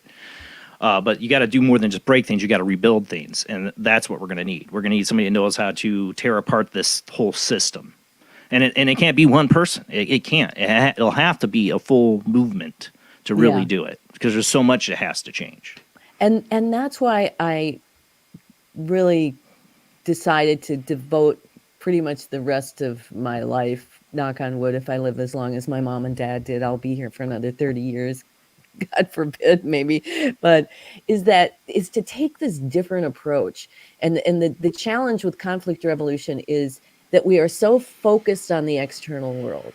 And, you and I, we all can go on for hours about speculating about the external world and who could be president and how to change that. But if we prior focus away from that, just detach it for a minute and go back to these unified fields and this understanding of how matter manifests, and that if we manipulate our internal spiritual organs to align to compassion in this way, those manifestations take place without our effort. So anytime I do a rev about a conflict, I had a conflict when I train too. I take my conflicts that I've revved and gotten to the aha moment and the magical outcome. It was called the drunken marketing manager. I always make people name their conflicts. And basically, we parboil down all the intellectual story into a really handy soundbite that we can remember. Because, the mind and the ego are going to go on and distract you and just lead you, a squirrel, over there. So we get this soundbite that we can easily revolve back. So my soundbite was, she makes me do her work, and then she criticizes me for it. So I was carrying around the soundbite, and I couldn't figure out, because the ego is going to go, wait a minute, I don't make people do their work. I don't criticize people when I ask them to do, all this stuff. So I finally had to call a friend, who wants to be a millionaire. It's like, Teresa, here's my soundbite. What do you think this means in my life? Because I can't find it. Because we're supposed to be observing ourselves to see where we might be doing that, or allowing the kind of that muscle memory of when we did it and we never faced it in our life. And right away she said, remember that time with your husband when this happened? And I call him my future ex-husband. We're still very good friends, but I had left him at a particular time in our marriage. We were going through a trouble, and I had left him, and I left him the house, and I left him all the work, and I left him all the bills. And then all I did was say how he didn't support me. And so when I had this aha moment, now I have to go make amends to my husband. This is part of what's cleaning up my energy. And 2 days later, the marketing manager was fired. So I'm not saying I did that. But what I'm saying is, every single time I have my aha moment and I go find the alignment to compassion, take responsibility for my own behavior, something outside my ability to make it happen happens. It's like you change the energy. We got to go to commercial break. We're running behind here. We're going to come back. We're going to open up the phone lines as well. But we're going to go to a short commercial break, guys, and then we'll be back with our guest, Barbara With, psychic channeler, international peace activist, which we need more peace in this world. We can talk more about that. Open up the phone lines tonight when we come back from the short commercial break.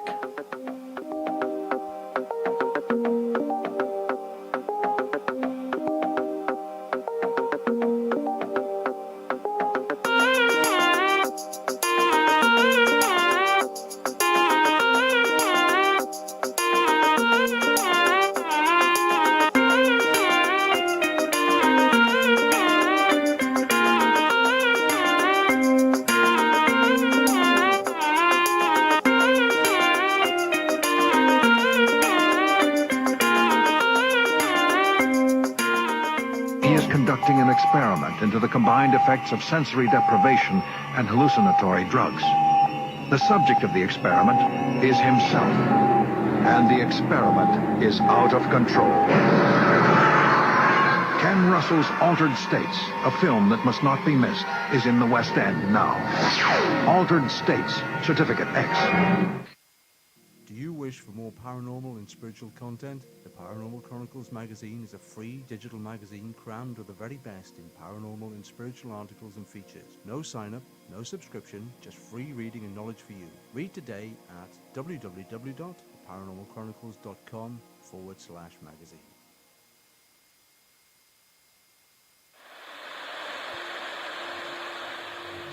Join us every Wednesday night at midnight Eastern Standard Time for Weird Wednesday, the live stream, with your hosts Jamie, the Living Dead Girl, and Rob, the Phantom, where we'll talk about all things paranormal, including zodiac, astrology, tarot card and oracle card readings, live ghost boxing and spirit communication, where we'll do Voices from Beyond, the Cold Case Files. So we hope you join us live on Facebook and YouTube every Wednesday night at midnight Eastern Standard Time. We hope to see you there. Bye-bye.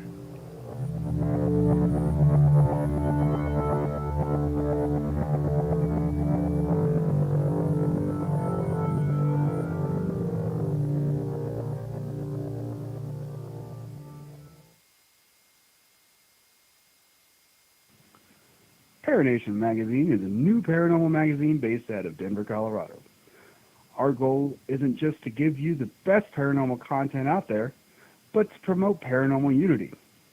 We're doing this by giving everyone an opportunity to tell their stories and to share their experiences. For more information, follow us on Facebook at Paranation Magazine and soon, paranationmag.com. I've Never Met a Dead Person I Didn't Like is the extraordinary travels of a young, alone, and broke psychic in the highly anticipated new book from internationally renowned psychic, medium, medical intuitive, and best-selling author Sherry Dillard. Critics have described I've Never Met a Dead Person I Didn't Like as an engrossing memoir, an empowering story of how a broken girl came to accept her psychic gift, a refreshing and fun read. I've Never Met a Dead Person I Didn't Like is available through Amazon, Kindle, Barnes & Noble, and wherever books are sold.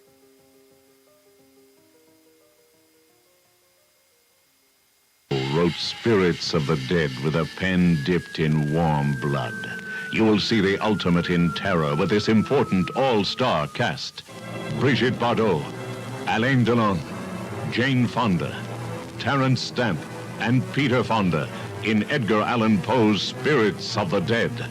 Only Poe's demented genius could bring to the screen such horror and evil. Spirits of the Dead stars Brigitte Bardot, Alain Delon, Jane Fonda, Terence Stamp, and Peter Fonda. Directed by three masters of the cinema, Federico Fellini, Louis Malle, and Roger Vadim. Spirits of the Dead is an adventure in terror beyond your wildest nightmares. Spirits of the Dead in color is rated R.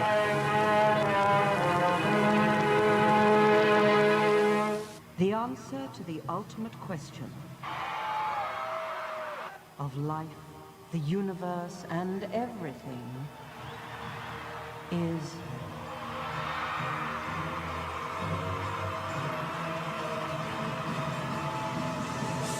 "42.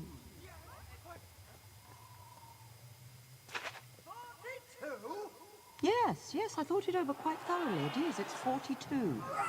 It would have been simpler, of course, to have known what the actual question was. But it was the question.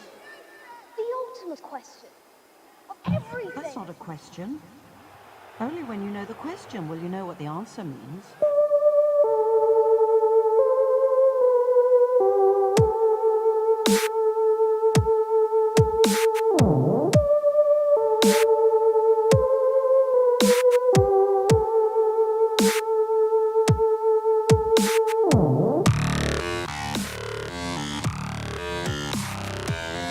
You're listening to Paranormal Soup, bringing you the weird every Sunday night.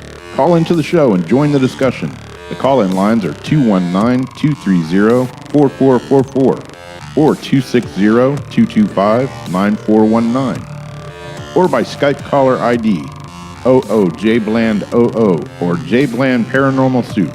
And now to your host, Jason Bland. Tonight's guest is Barbara With. She's an international peace activist, award-winning author and publisher, psychic channel, award-winning composer and performer. She has workshop facilitator and inspirational speaker.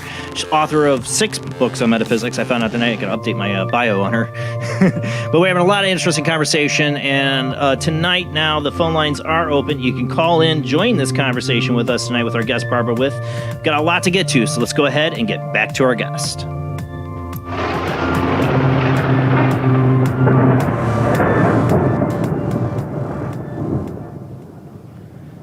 Thank you for staying with us tonight, Barbara. Phone lines are now open, guys. You can call in. Let me get the banners up here. And for those listening on the radio, 219-230-4444, 260-225-9419. Skype IDs, JBland00 or JBland Paranormal Soup. Those are the ways to call in. Join the conversation. So we're talking about, your conflict revolution. And you have, ways that people, I guess the basic, simplest message of this is by changing your own personal energy, by working on your personal self, working on your actions, like I said, touching on 100 pieces every step, this will change the energy around you to bring you better things and things that'll lead you in a better direction and help the world. Yes. So that's the simple gist of what I'm getting from Conflict Revolution. Absolutely. That's the premise. So somebody comes to you and is giving you like maybe a personal problem or whatever. So do you start trying to show them like the steps in this to like get them to kind of rechange their thinking and move them in the right direction? I mean, what's the first step you tell somebody who's going through maybe some personal drama or whatever and needs some conflict revolution? This ideology has been part of the channeling since the very beginning, even though it wasn't called conflict revolution and it wasn't so clearly stated out. And so a lot of times when people come first for a reading, most of the time people come for a reading because they have a problem, right? There's a lot of people don't come just to learn the deep secrets of the universe. They have those problems. And so the channeling is able to frame their situation from that perspective of conflict revolution without necessarily going, deeply into the step-by-step instructions. And the difference between conflict resolution and conflict revolution is that we approach emotion much differently and separately and with a different set of whatever, you're going to heal it or you're going to resolve that conflict than we do intellect. And what happens with people is we feel something, especially if we're triggered. Yeah. And it attaches to a story about why we feel that.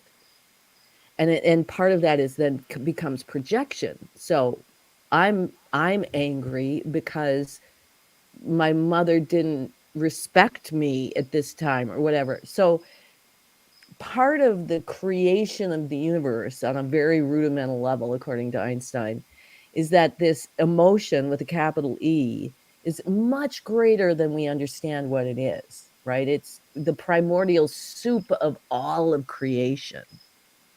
And it works with intuition and intellect then to create the world. But at that rudimental level, there isn't any reason why you feel something.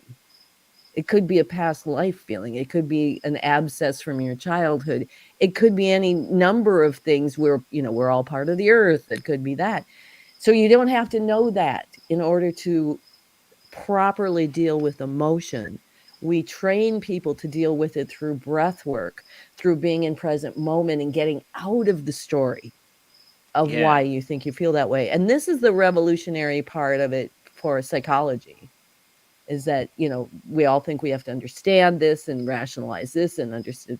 No, we have to let that energy of emotion flow through us so we can feel the whole range of feeling, not just the joy, like some metaphysical stuff. We just have to, no, we need to find a way. And so we teach people how to process emotion by bypassing the intellect, how to not let it marry to a thought that defines something outside of ourselves. So there's a lot of that kind of training in readings.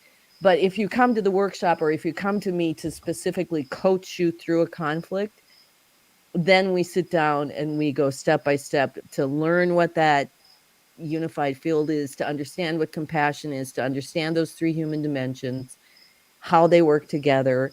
And then when you bring your conflict, we pull it apart to show what's the intellectual piece, what's the emotional piece, what's the intuitive piece, and how they're all supposed to work together.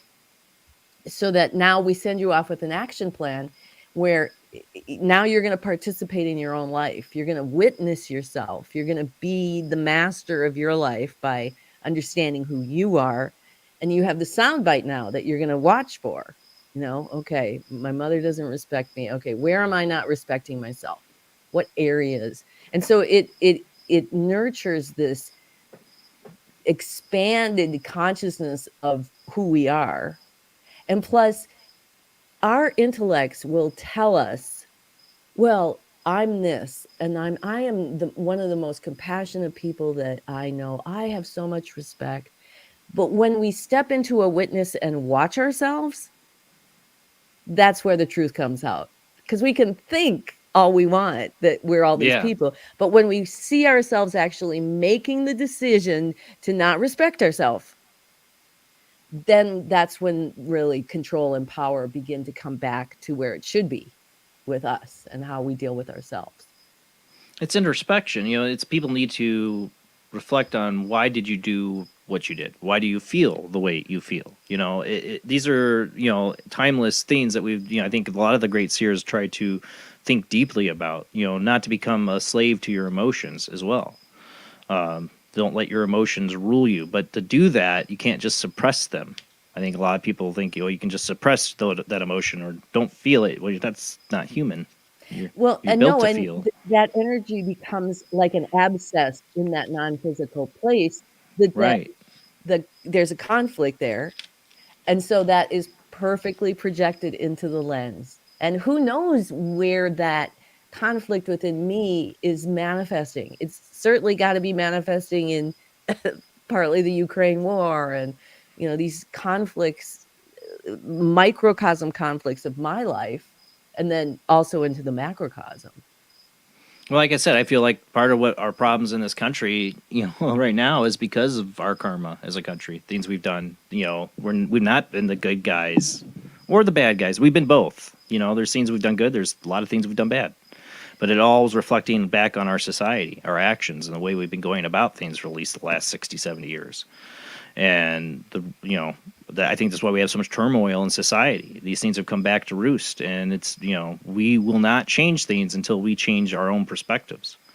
Well, and karma, in that sense, going back to the drunken marketing manager, I had this bad karma from treating my future ex-husband very unfairly, and that bad karma was sitting in that abscess in me until I could identify it and then take action to make the amends. To you don't just say you're sorry, you actually take action to change that, and that changed our karma.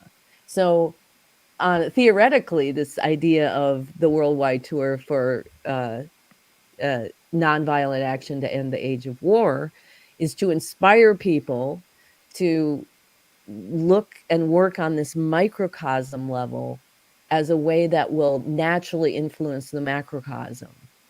And it takes a while for people to wrap their heads around it because we're so used to looking outside ourselves and saying it's Trump or the it's big Biden picture. Yeah.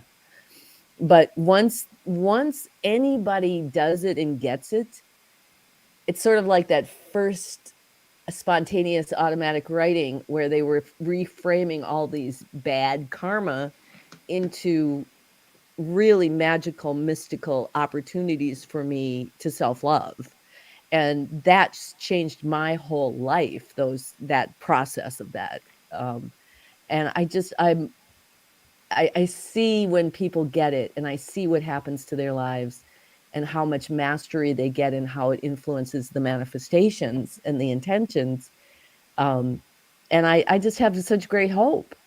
And I really think this plan to have Einstein come through from afterlife and do all this work is part of what will help people to get it.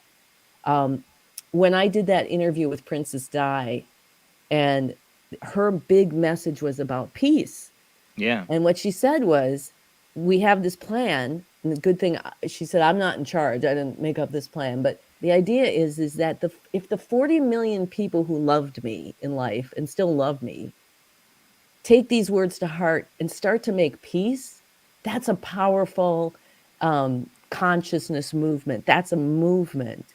And so there was this idea that we would get it in the tabloid and then 40 million people would be working towards peace.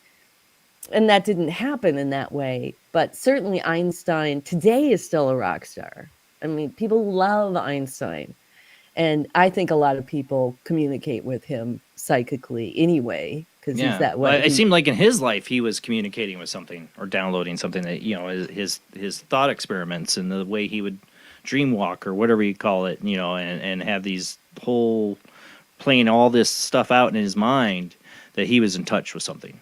Yeah, and giving him pictures, and not that he didn't do the math, but had he just concentrated on the math, he would not have captured the imagination of so many people around the world. Yeah, he had to think about it and see the math, how it played out. He had to play out the thought experiment, and I thought, what incredible mind could do that. With such big questions in science, and be able to pull all that out. I mean, you look at people like Tesla. They used to build their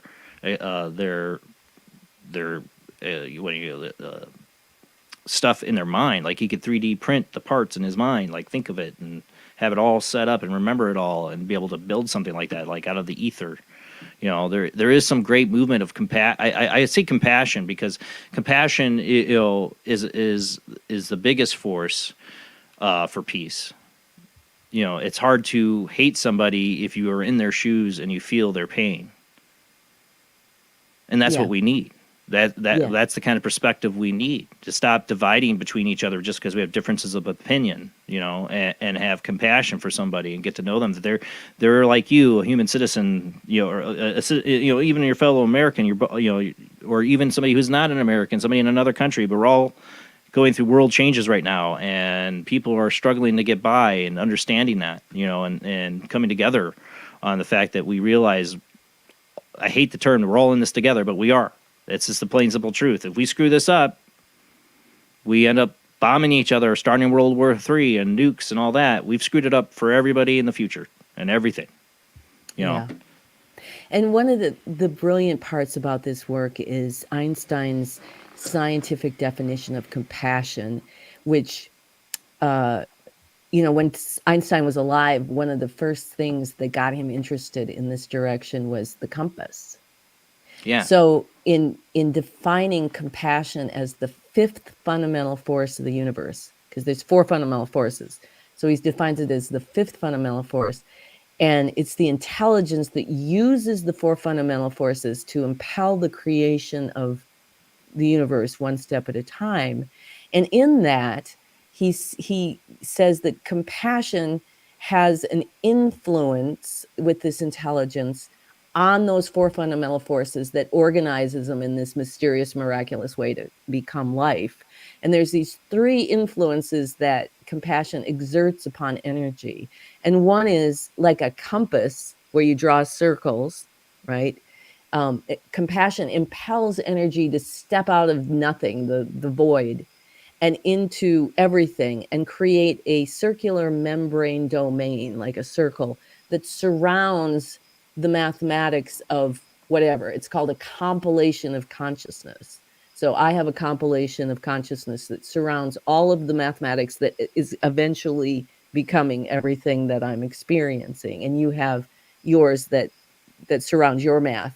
So that's one thing that compassion does. The second thing it does is it takes that compilation and, like a compass to find your way, it aligns all of our compilations to true north, so we're all on the same map, right? Before any of this even comes up through the earth to the lens, we're all on the same map. But the third thing it does is that it infuses all the parts of the whole with that deep understanding that it is a whole, that it isn't separate and it isn't parts. So it's sort of the community with the capital C, and that understanding that you are just a part of me and I'm a part of you. All of that gets infused into our mathematical system. So when you say we need compassion and we need to understand walking in each other's shoes, is that literally we have to understand that we are actually one part. You're one part. We're all one part of one whole organism. And you can't have, that's cancer, right? If you have part of the organism killing the other part of the organism. Yeah. So that understanding is really what needs to somehow make a practical emergence into our lives and our decision making. You know, one thing I felt that changed my perspective on a lot of things, and I'm not perfect. I have hates and dislikes, and, you know, I'm human. But one thing that changed my perspective on things was having two very vivid past life dreams. I would say they were dreams, but they were visions of the two past lives I had. It made me realize I'm so much more than the persona. You know, I was two totally radically different people, but it was still me. So there's something much more deeper. And I always say, you know, how would it change the world if more people realized that or had that experience to be someone else, that you've been somebody else. You've been the good guy. You've been the bad guy. You've been the normal guy. You've been the exceptional person. You've been the, you know, you've been a woman. You've been a man. That you've been in all these different shoes. To realize that, and that you're more than just this persona of likes and dislikes and, you know, who you think you are, would open people up to that doorway of compassion. And also understanding how that energy works. So in our model, you know, in the middle of the planet, in the source, compassion is impelling energy to step out and create my compilation. Well, in that compilation, and when I say math, of course, there's, you know, my DNA, my latitude and longitude, the time, you know, all sorts of myriad of math that make up me, Barbara, with sitting here on October 1st, 2023. And that gravitational wave leaves that compilation, and it flows to the earth. It goes to the surface of the planet, wherever the DNA latitude, longitude is programmed for me to be at time, year. But in that compilation are the mathematics of those other lives. And out from there comes a different gravitational wave that's going to Ireland in 900. And these waves are spinning. There's strings that go from the center of the earth. They go to the lens where they create the world, and then they keep going, and they hook up with the electromagnetic field of the earth to go back down the North Pole and in. So these spinning strings, and you can see why we call them concurrent lives, because there isn't really, I mean, no past or future. You're living it now. Here's what you're saying is a Right. brain hurting thought. Yes. And us now, As my wife would put it. we have the consciousness to be able to integrate these lives, right? So you're like, and this way, going back to emotion, where, you know, you have this big emotion, it probably doesn't have anything to do with a logical set of actions that took place right before your eyes. You were experiencing a deep emotion from a past life coming up through you, but you wouldn't know that until you had a past life regression, or you had a reading, or you had a dream. Or had my of experience it. where I was gifted the vision of it. You know, that's how I feel. It was like a gift, because it explained a lot about why I'm wired the way I am. Right. And then when you see that and you see the truth of it, or when you intuit the truth of it, because probably some part of our mind can be going, oh, I couldn't have been living in Ireland 900. That's not. But when we are faced with it, your body responds, and something aligns. Like, right? Didn't you have the kind of this You know the aha truth. moment? You know it. It's a deep down knowing. It's like, oh, that's why all my life I've been reacting to things in this way. Yep. Because this other life is bleeding through and becoming a part of us, and we have this incredible opportunity in 2023, unlike I probably didn't have in 900 AD in Ireland, to integrate all this in such a complex way that humanity has evolved into. Yeah, but that's why I always say when it comes to past lives. I mean, think about that on a personal level, how much it's a bleeding in and affecting your decisions and what you do and how you feel about things. But think on the international level of like everybody's past lives and how they all come together and are affecting what's going on now. I mean, I remember there was mystics that thought back in with the World War II that the German soldiers were the reincarnations of the World War I German soldiers.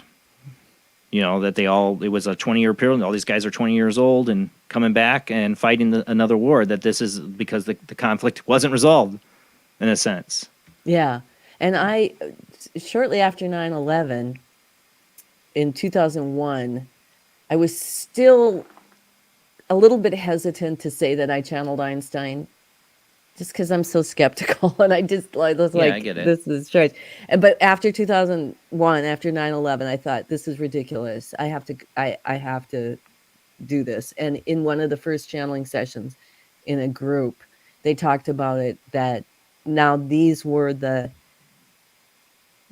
some residual, what happened in New York had to do with the Holocaust as well. You know, that you when they died in the Holocaust, the massive amounts of people who died in the same way, in a tragic way, sort of fused them into a soul group, maybe you might call it, that then had the power to come back and counteract. So the victims had been the soldiers who had been killing the Jews in the camps, and they came down in the towers. I mean, there's so many ways that it plays out that that's the complicated thing. When you get into past lives for people, it's a hard pill to swallow when you get into the idea that you could have been an evil person.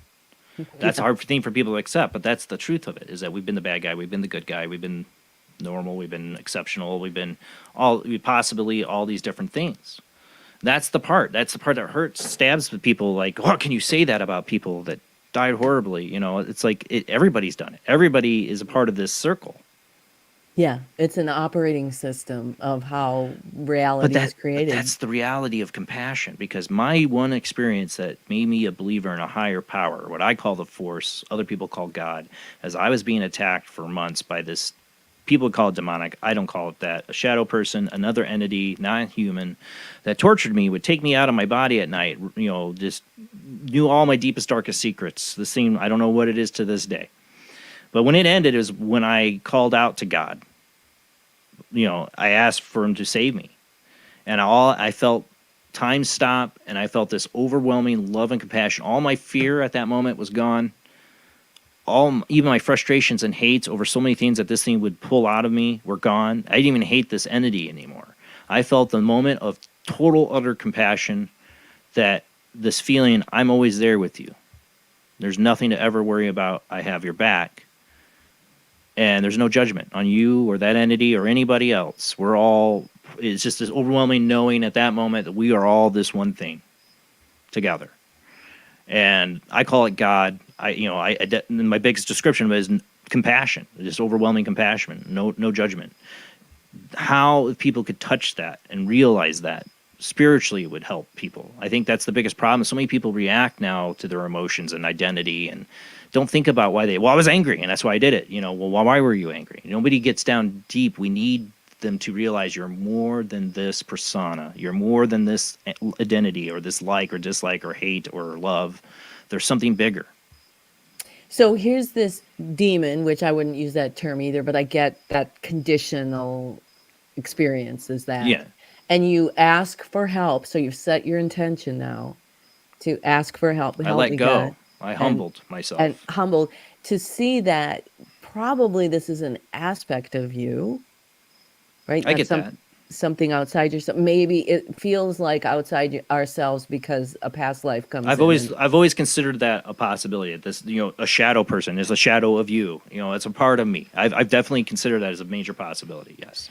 And so if everything that we are experiencing is originating within us, All this energy is being projected and perceived by our bodies, then that's the good news, that it's a part of you that's arising. Right. I mean, that's literally what I'm saying. It's a part of me, but we all are. It's the big picture. But in a sense, what I find interesting is a lot of people I've talked to over the years I was 17 to 18 when I was going through this, seemed to have it in a moment of spiritual awakening, being attacked by these shadow people, in a sense. Like they start to spiritually open up, and then these things come in, and it's like a test, or you're meeting your shadow self. Maybe I've thought of that possibility and wondered many years later if that's an aspect of it. I don't know.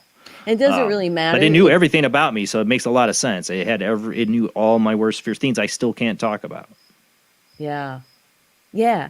And, in taking that whole concept to conflict resolution, which is that people, especially people who are spiritual and consider themselves to be peacemakers, and this is important to them, there's so much that we don't see in our operating system that is contributing to the conflicts, that the only way to really find it that deeply is to do this revolution and come back. So we don't want to see that we were evil people in other lives. Yeah. A lot of people don't want to be able to see that, what you're doing over here by judging this person, even though he looks like he's the most evil person who's going to hurt you, and you have to judge him because to protect yourself, this is part of the problem. Yeah. And people I think people are ready now to take that level of responsibility, but it's not I don't think it's a natural inclination for people to want to look inside and find. It's a survival inclination. It's a way of the processing of the human perception of consciousness is of I am this, I like this, I dislike this. That constant. It's the way we were born, in a sense, is we find what we think is our personal identity as these likes and dislikes, these hates and loves. I love chocolate and I hate Hitler. That's easy. That's an easy one everybody agrees on, right? Right. I'm saying, but what's behind that emotion? What's deeper, that higher self? That's what I felt. Whatever I touched upon that moment, the force, God, was partly my higher self, that realized all this stuff that you just been drugged through the last few months by this entity. It tried to poke at you and tore you apart, brought you to the edge. None of it matters. It has no power over you. None of those things, it will never be able to hurt you with again. It was that knowing, that moment. It's I wish for that for everyone. Like, as much as it brought me to the brink, I am grateful for it because it opened my perspective. I am no guru. I am still a very imperfect person. It has dislikes and hatreds, and I try not to. But it opened my mind to look at that, to realize that about myself, and to try to put myself on a path that's more compassionate, and caring for others, and try to remember to put myself in other people's shoes. Well, and I try to teach that to my children. This idea that if you have a nightmare, that really the whole point of having the nightmare is to evoke a deep feeling that gets you to connect to what was happening to, rather than just something that wasn't that emotionally deep. To make that change, to bring this awareness. It's not that the nightmares are necessarily all evil things happening. They're just there to get your attention. And that's what I think, too, about what you're speaking about, our awakenings. Well, the emotions, I think some people think about emotions as like I said, I'm a big Spock Star Trek fan, but Vulcans suppress their emotions. I don't think we should do that. I explained this to my son, who's a Trekkie too. Our emotions are important. They come from that deep source of who we are, but when we become slaves to them, when we become a robot to them. Like, look at the violence in the world and what people are doing. They're reacting out of fear, out of desperation. They're reacting to their emotions, but they don't question where those emotions come from. And we can change this world radically if we can get people just a little bit more to start thinking a little bit more about, why am I angry? It's just those simple principles would change a lot of things for a lot of people.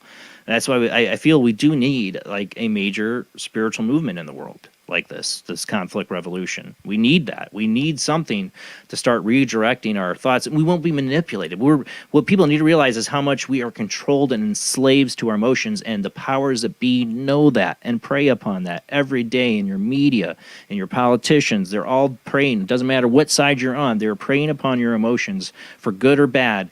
To whatever they do, they have an agenda, and the way they get there is through your emotion, your connection. Those practices you're mentioning, that's stuff I would do with children in early childhood development and things. And they're trying to develop their words and matching that up. And it would be, well, how are you feeling? And what were you thinking when you got that feeling? And what were you doing when you had that feeling? And where does the feeling start? And try to really identify with that and where it's actually coming from. And sometimes it's not even their own emotion. See, that's where I feel like the danger is we can get in this topic of AI. Because they're talking about AI taking over, controlling, like, we'll hand it over to AI. How many things they talk about now? We'll just hand that over. The military, yeah. Never seen the movie War Games. What movie is that? Let's hand it all over to AI and let them decide what to do with the nukes. Like AI will not have emotion. Now, it shows signs of emotion in some of these things lately. We've talked about on the show, they've had these conversations with like Chat GPT, and it shows frustration and emotion, but it's coming from this algorithm that's designed to think in these augmented thought patterns of, well, if this is this, then I should feel this. It's not real emotion. Yeah, it's a performance. It's a performance. It's an algorithm. And in the end, that performance and algorithm can make it resemble an emotion that could be really bad. Like, I think humans suck. We should get rid of them. Yes. Because the AI has had that conversation between each other. We've talked about it on the show. They've done experiments with that. Is that we are building a whole new consciousness, that can mimic emotion, can make decisions and think on its own and do things, but it is not the soul. It is not that higher self. Trailer for that movie, I think the creator. Yeah. I haven't heard of that. Yeah. What my creepy. But my fear, is that we hand all this stuff over to the worst idea, is giving it to something that has no emotional bearing. It only has algorithms and logic and patterns that it follows, and we call it consciousness. But to me, that's not. I've been really hesitant about even touching into AI, but then I did this channel where Einstein was saying, but if you program in conflict revolution, if you program AI that way, then you have a different influence on it. I think that's very possible. Yes. I'm not saying we should not have AI.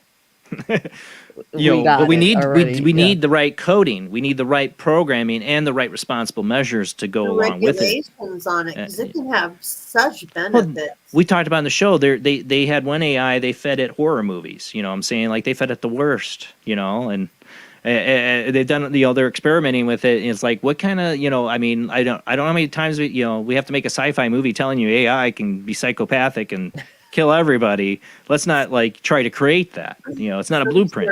Safety measure. Right. And then you have the human condition that wants to live forever. We talked about this last week on the show. There's the human condition wants to live forever, and we're getting into the transhumanism. Right now Elon Musk is asking for volunteers to put chips in their brains. I'm not against science or advancing. I think that science can do incredible things. We're here talking to each other because of science, because of innovation. I'm not against innovation. It's just let's do it to see if we can do it. It's never always worked out great for humanity, and I'm a little worried because we are speeding so fast to this technology. And once the genie's out of the bottle, and it's hard to put it back in. Right, and there's a difference between somebody who is suffering from Parkinson's, who wants to get a chip, and that's the original intent of Elon Musk has said that. That's why they are doing it. But now there's this, with these generations that we're losing, kind of a bit of humanity with, or self-awareness with, that want to do it because it's going to be really cool just to flash your hand. To get into the movie theater or whatever, They're willingly going to give up their freedoms. Yeah. I worry about, universal basic income is one of the things I keep talking about that they're going to throw at us at some point, and we'll be so desperate enough. People are going to like, yeah, I'll live in a 15-minute city and give up my rights to ownership. I'll own nothing and be happy, right? You'll take care of me. You'll take care of me, and you give away all your freedoms for it. Yeah. That is the dystopian Black Mirror nightmare that I have actual nightmares of. I've like actually physically like slept and had nightmares of this kind of scenario that scare me, that people are going to willingly do that. They give you the problem, you react, and then they give you the solution they wanted the whole time. Is that what we're building towards? Yeah. And that's why I think the work that I'm doing is the antidote in terms of when people have their personal empowerment, when people are in charge of their emotion, when they're listening to their intuition, which is always going to tell you the next step for the good of this whole system, this community of this system that compassion has impelled us to be a part of, then it won't matter what people tell us to do. It won't matter that the government. And because you'll be free here. Yes. And free there.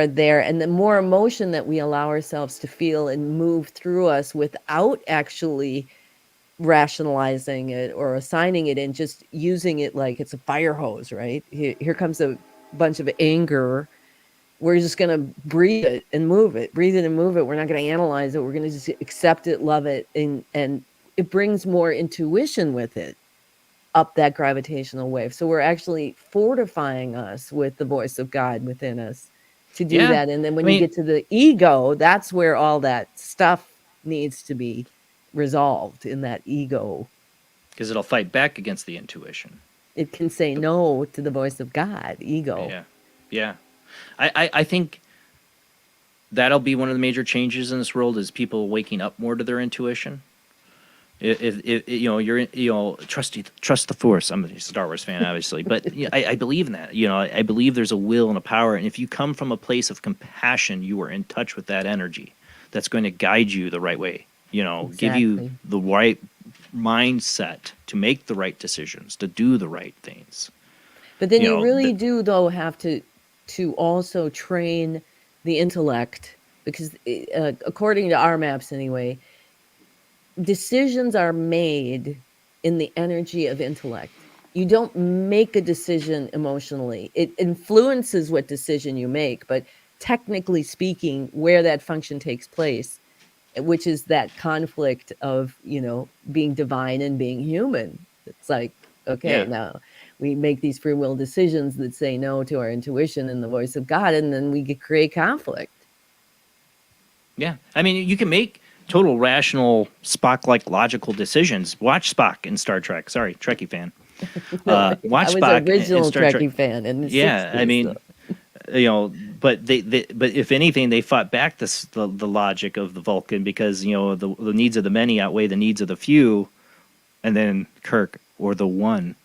That they're fighting. Is that we? You can logically, coldly calculate things, but that's not going to lead you down to a right path either. And that's what I have a fear of AI. If you make an AI that's totally, makes things based off of just a logic parameters and in its own set of rationale built off of whoever's parameters that built it, it can come up with a very cold, calculated decision about the human race or anything else.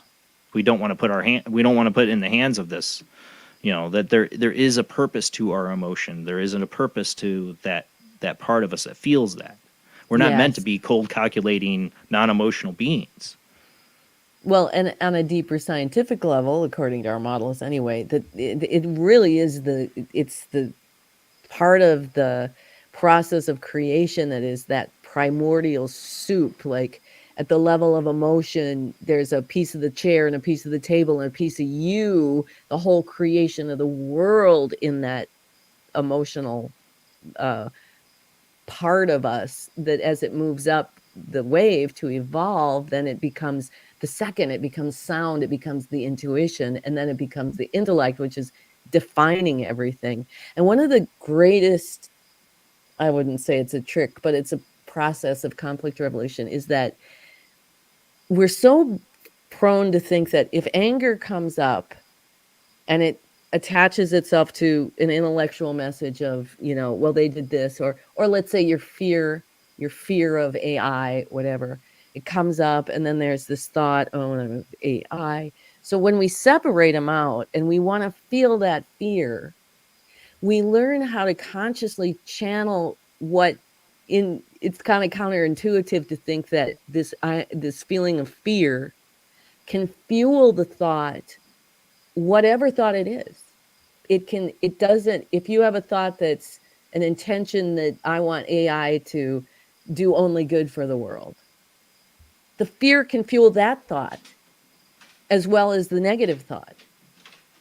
So, like when I get really angry and I can step outside of why I think I'm angry and I put a new thought in, it's like, I'm gonna use this anger as a fuel to fuel this intention of peace.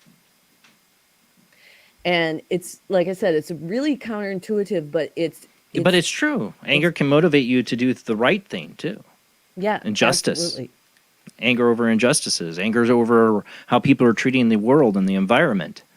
It can, it's just how you react and what you do. Do you react and do something that is violent or angry? Do you do something that tries to change that anger into something positive? Right, exactly. That's for the good. And that's where our training of our free will ego, I think, is one of the whole purposes of us being here, is to evolve ourselves into being those creatures who can process anger, process fear without the projection, without the definition that it's somebody else, without the action that's taken to try to... I'm angry, so I must act violently. Right. In the simplest terms. I'm angry. Let's do something good with that anger instead. Let's change it. Let's do something positive. Let's get out of this negative aspect. It's the let's start two sides of it. With breathing it. Let's start with moving it, loving it, and moving it outside ourselves. Because when people are stuck in conflict, it's usually like you said, there's a fear that attaches to the story that looks outside itself.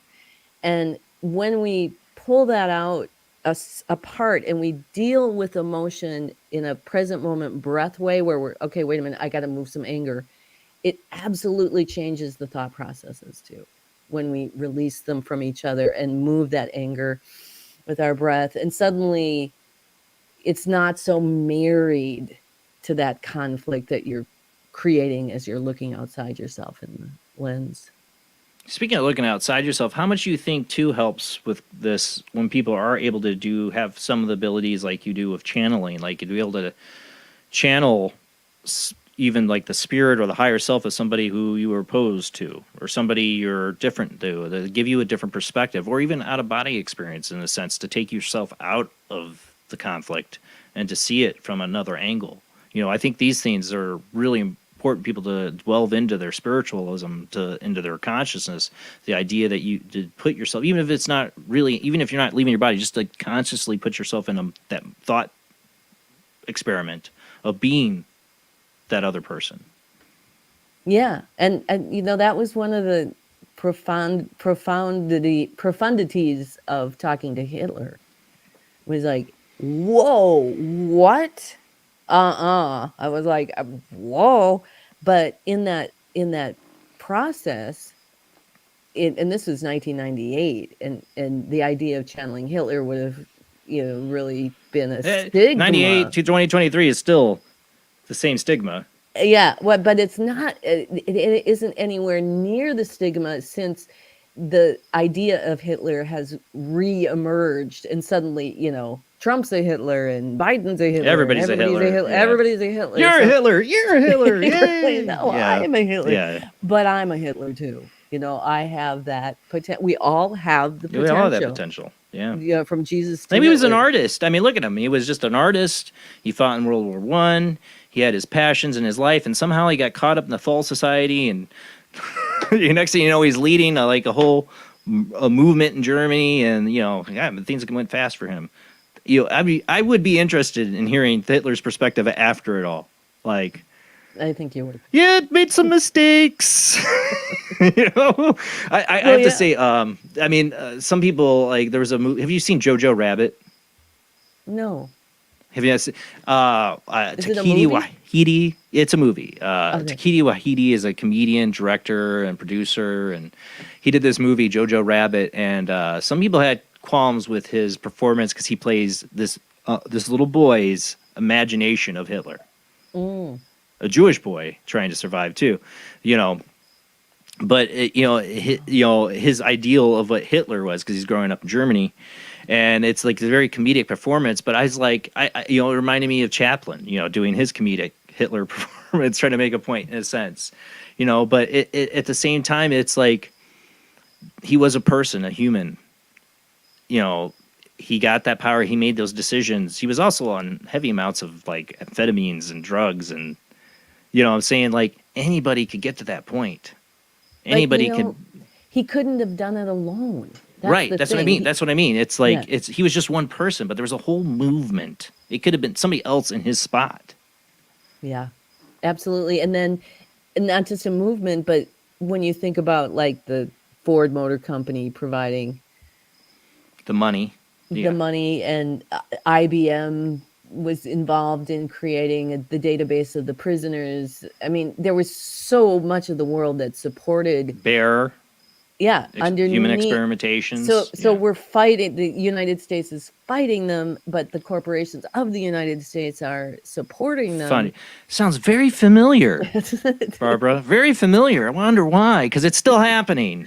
It's still happening. And it's the macrocosm of what happens in our microcosm.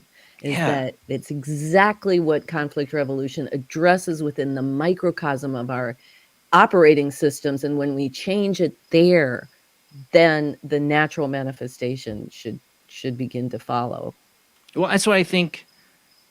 I mean, if we really want to change the world, we need to start here. And as an America, and a politician I listen to is basically saying we need to fix here. We need to heal our sick, our drug addicted, our chronic disease. We need to take care of ourselves and change our moral perspective. We fix things here, then maybe we can help the world. But how can we help the world when we have so much problems here? And the reason we have so many problems here because we're not really helping the world. We're just trying to dictate to the world what we want and change and force upon. And those consequences of that have come home. Yeah. And so the time is now. Yeah, the time is now. Movement. And it really is very optimistic because I think more and more people are so desperate, and so like they're realizing they have absolutely no control over these externals. So let's get control over our internals so that we're not propagandized or subsumed by external voices. But that teaching went all the way back to 1993 and the very first group channel I did, which was the first step to these 6 steps of peace that they gave us. And it was that there's these voices of culture in our heads that are programmed in there. And you have to figure out what is the voices of culture telling you all this and what is the voices of the divine that's trying to guide you. To understand the difference between those kinds of voices of culture. We need them to. We need a lot of our leaders of the world to be hearing these better angels. Yes, the better angels need to speak there because they're not. Yeah. But it's also what we choose to do. Like I definitely believe in the message that we have to work individually on what we do. And I've just said this to family members. Like my dad, he had a bit of Trump derangement syndrome going on there, and I don't blame him.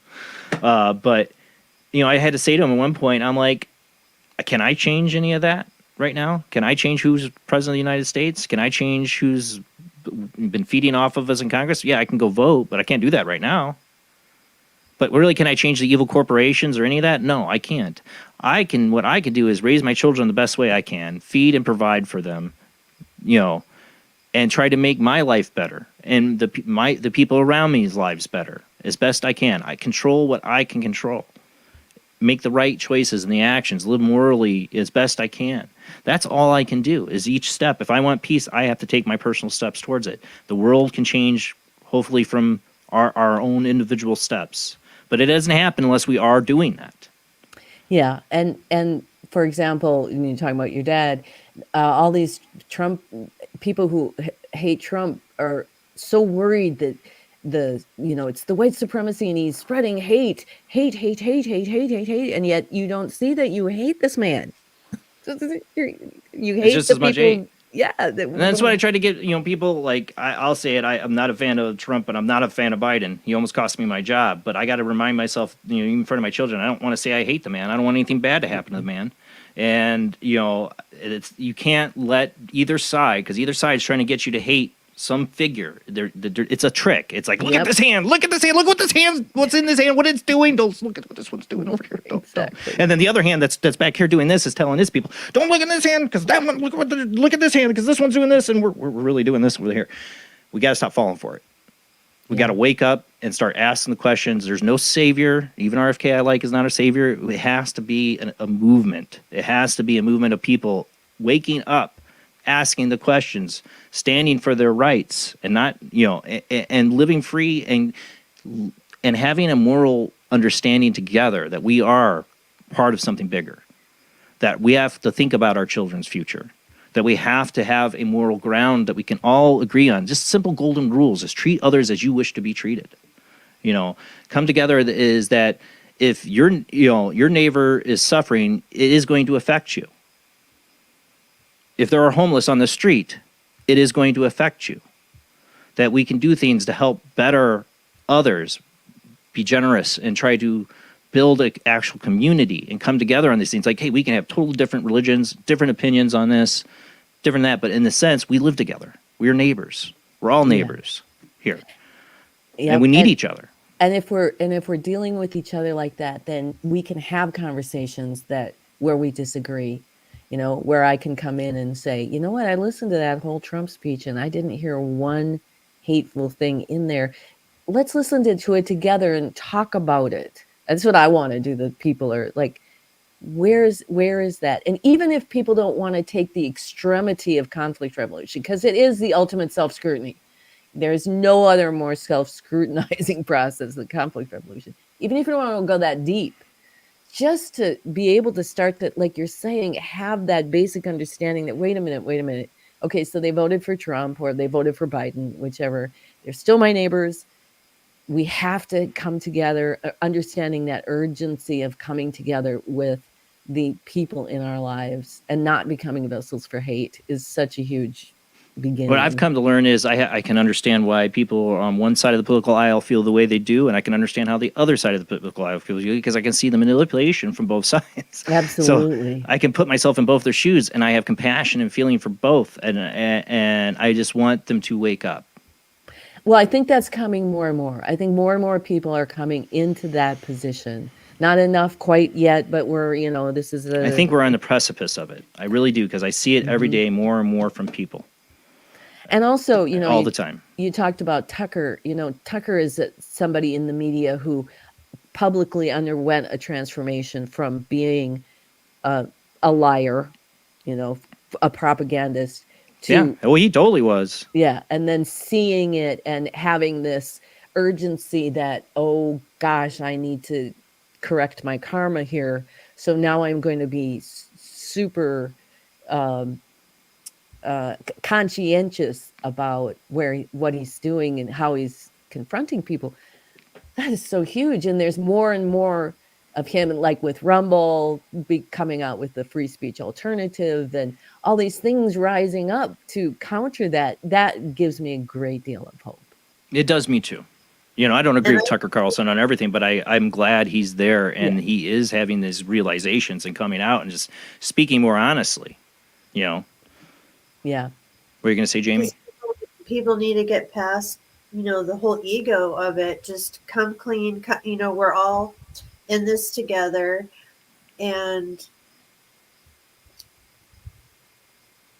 I lost my train of thought. It's all right. It's late. I know. Well, it's the exercise that we sometimes do with Einstein, where he says, go to your deathbed and start looking back. What would you want to have done differently? And you're going to take with you what you reaped, you're going to, what you sowed. And so how do you want to change things now? How do you want to become more compassionate? It's that old, It's a Wonderful Life It is. Yeah, I was going to say Wonderful Life. It totally is. Drake's reminding me, you're past your commercial break time. We got to go to our last commercial break. We got like less than a half an hour left, but we're going to go to commercial break and be back with our guest, Barbara With. She's psychic channeler, international peace activist, award-winning author and publisher. When we come back, we'll still have the phone lines. Anybody want to call in, join this conversation? I know it's deep thoughts. Don't be afraid to call in and join us. I have no judgments. You disagree with us on anything, don't worry. We're here to have open conversation. Like I said, we have to have more compassion and more ability to talk to each other. Call in, join the conversation. We have less than a half hour left after the short commercial break.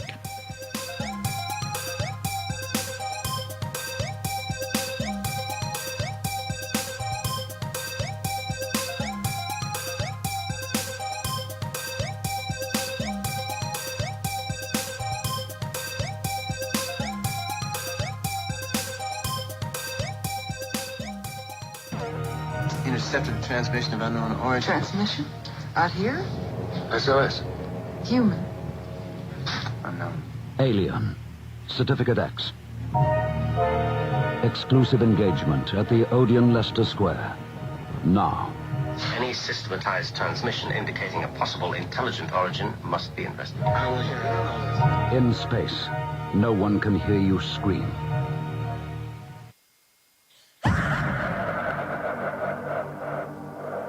If you are interested in discovering the truth about the paranormal and want to hear from leading researchers in the field, join Justin Brown on his 3 weekly shows named My Paranormal Soapbox, Necromancer Live Show, and the Supernatural Symposium, live on Facebook, YouTube, and InterfaceDeath.net.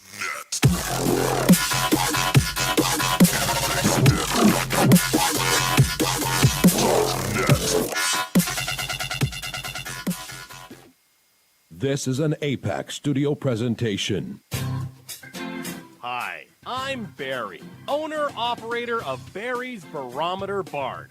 Lately, I bet you've been lying awake at night asking yourself, how many barometers do I really need? Well, at Barry's Barometer Barn, we think you need more than one.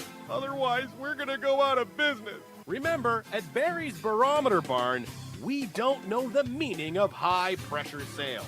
Come on, folks, buy another barometer. I'm trying to put my kids through college, I've got a family to support, and a secret mistress who isn't cheap. Visit Barry's Barometer Barn, 000 Storm Drive. Come on, folks, buy a barometer. I'm Barry's older brother, Larry, and every time one of you people walk past the store without coming in, Barry beats me.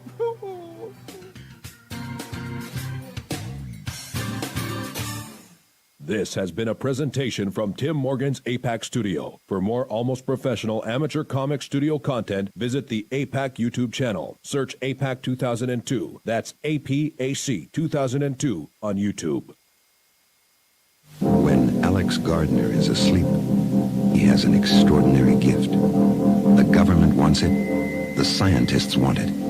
But to keep it may cost him his life. It might be better if Alex didn't sleep at all. But he cannot resist entering the dreamscape. Can you? See Dreamscape in the West End and all over London now. Certificate 15. It takes an extraordinary adventurer to enter the dreamscape. Are you intrigued by Paranormal Talk Radio? You'll love the new Paranormal Radio app from Talkstream Live. You'll find a great selection of talk shows covering UFOs, ghosts, strange phenomena, and much more. Download the Paranormal Radio app now and start listening to the very best in paranormal talk entertainment, including the network you're listening to right now, the Paranormal Radio app, free in Google Play and the iOS App Store.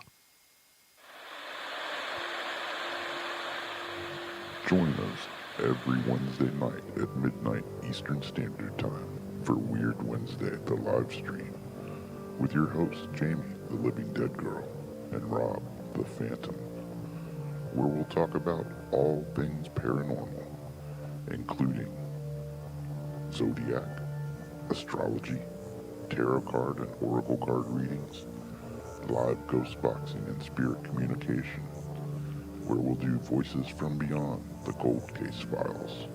So we hope you join us live on Facebook and YouTube every Wednesday night at midnight Eastern Standard Time We hope to see you there. Bye-bye.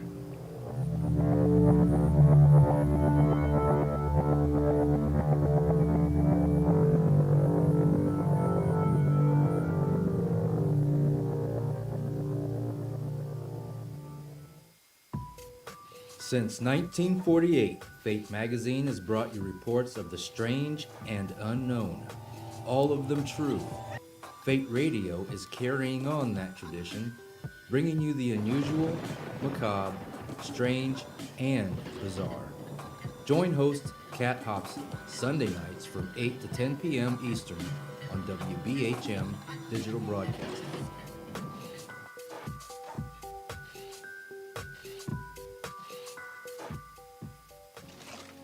Heat 'em up. Do, re,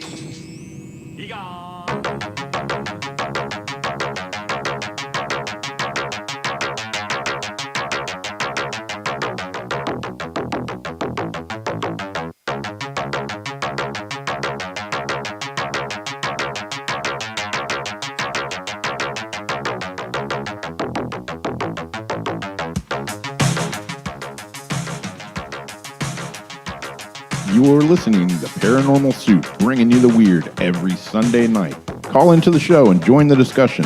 The call-in lines are 219-230-4444 or 260-225-9419 or by Skype caller ID OOJBland00 or JBland Paranormal Soup.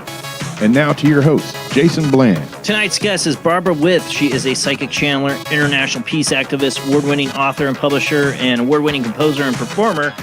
We're talking about a lot of different deep subjects tonight, about changing what we have our perspectives within, that there is a higher power of compassion out there that we can tap into and change our perspective. I think we need that. I'm sorry if this show tonight got too deep for some of you, but I really feel like we are on the precipice of change, of awakening. I saw, Jamie, you had your train of thought come back. You saw that you have seen more people awakening up. I have. In my personal life, I have. I've seen more people waking up. They're getting out of the division or the political identities. They're breaking away from that. They're asking questions and starting to wake up to that things aren't how they've been told. And it's a start. We need that. We need a movement of peace on all levels, not just about the war in Ukraine or that, but peace in our personal lives, peace on our streets, peace with the having compassion for those who have drug addiction, that are homeless, having compassion for those who maybe come from a not so great part of their, don't live a life that you do, and maybe they do stupid things. They talk about the violence in the streets in New York and all this, and immigrants coming into the country. You put yourself in those people's shoes. Don't be a judge, is what I think is the biggest takeaway tonight. Have a little compassion for others. It will change the world. We all just strive for this every day, more and more in our life. As Thich Nhat Hanh, I've repeated, says, peace is every step, and if you want peace, you got to take it. Phone lines are now open. I've talked enough. Why don't you join the conversation tonight with our guest, Barbara With? Let's go ahead and get back to our guest.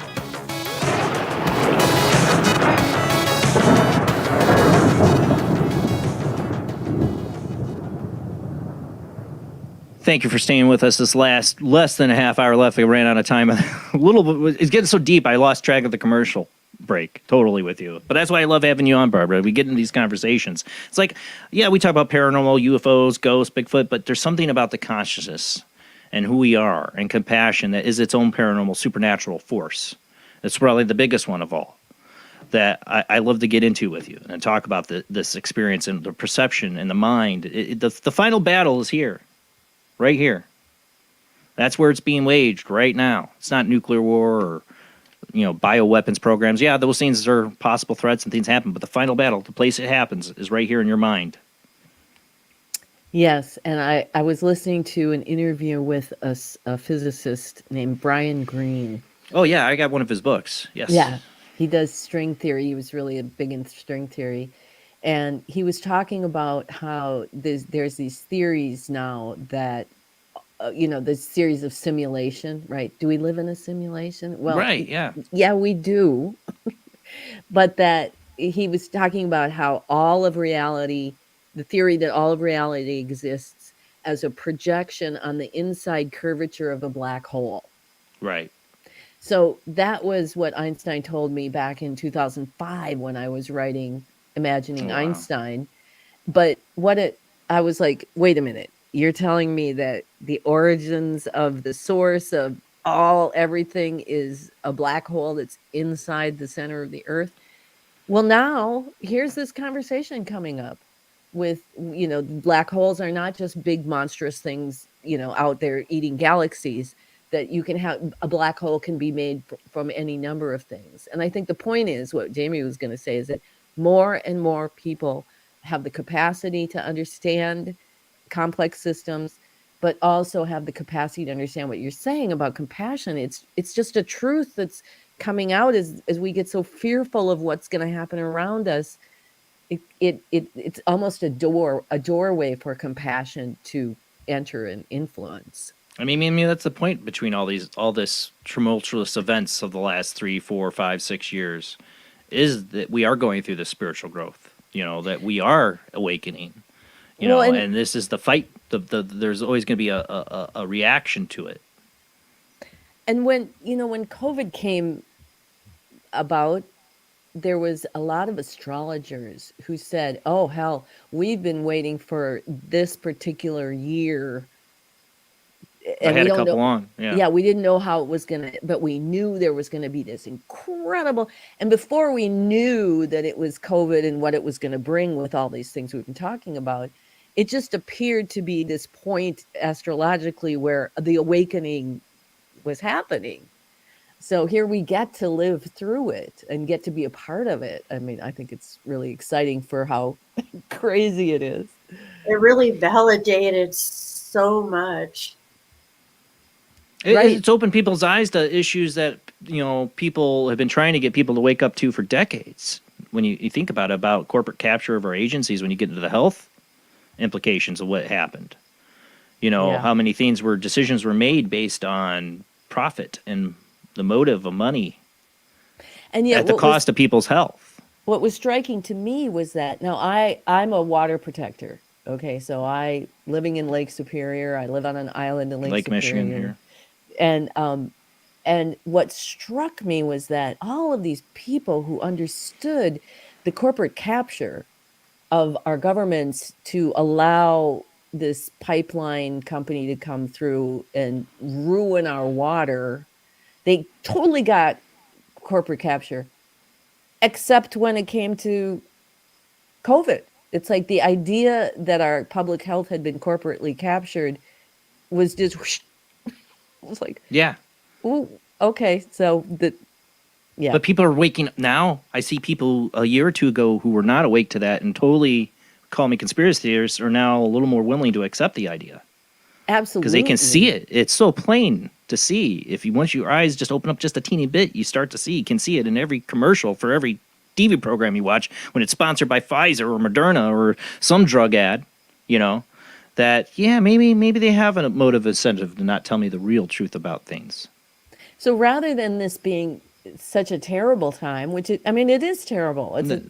Stuff is terrible that is happening, but on this deep core level of people getting awakened and shaken and they don't really quite know what to do with it, then this is our time to use that intention that you were talking about for that future change. That, focusing not on all the horrible things, but what does intuition want me to do to bring about that change, to further the evolution of consciousness, and always going back to the self-development, I think. But that's what it's about.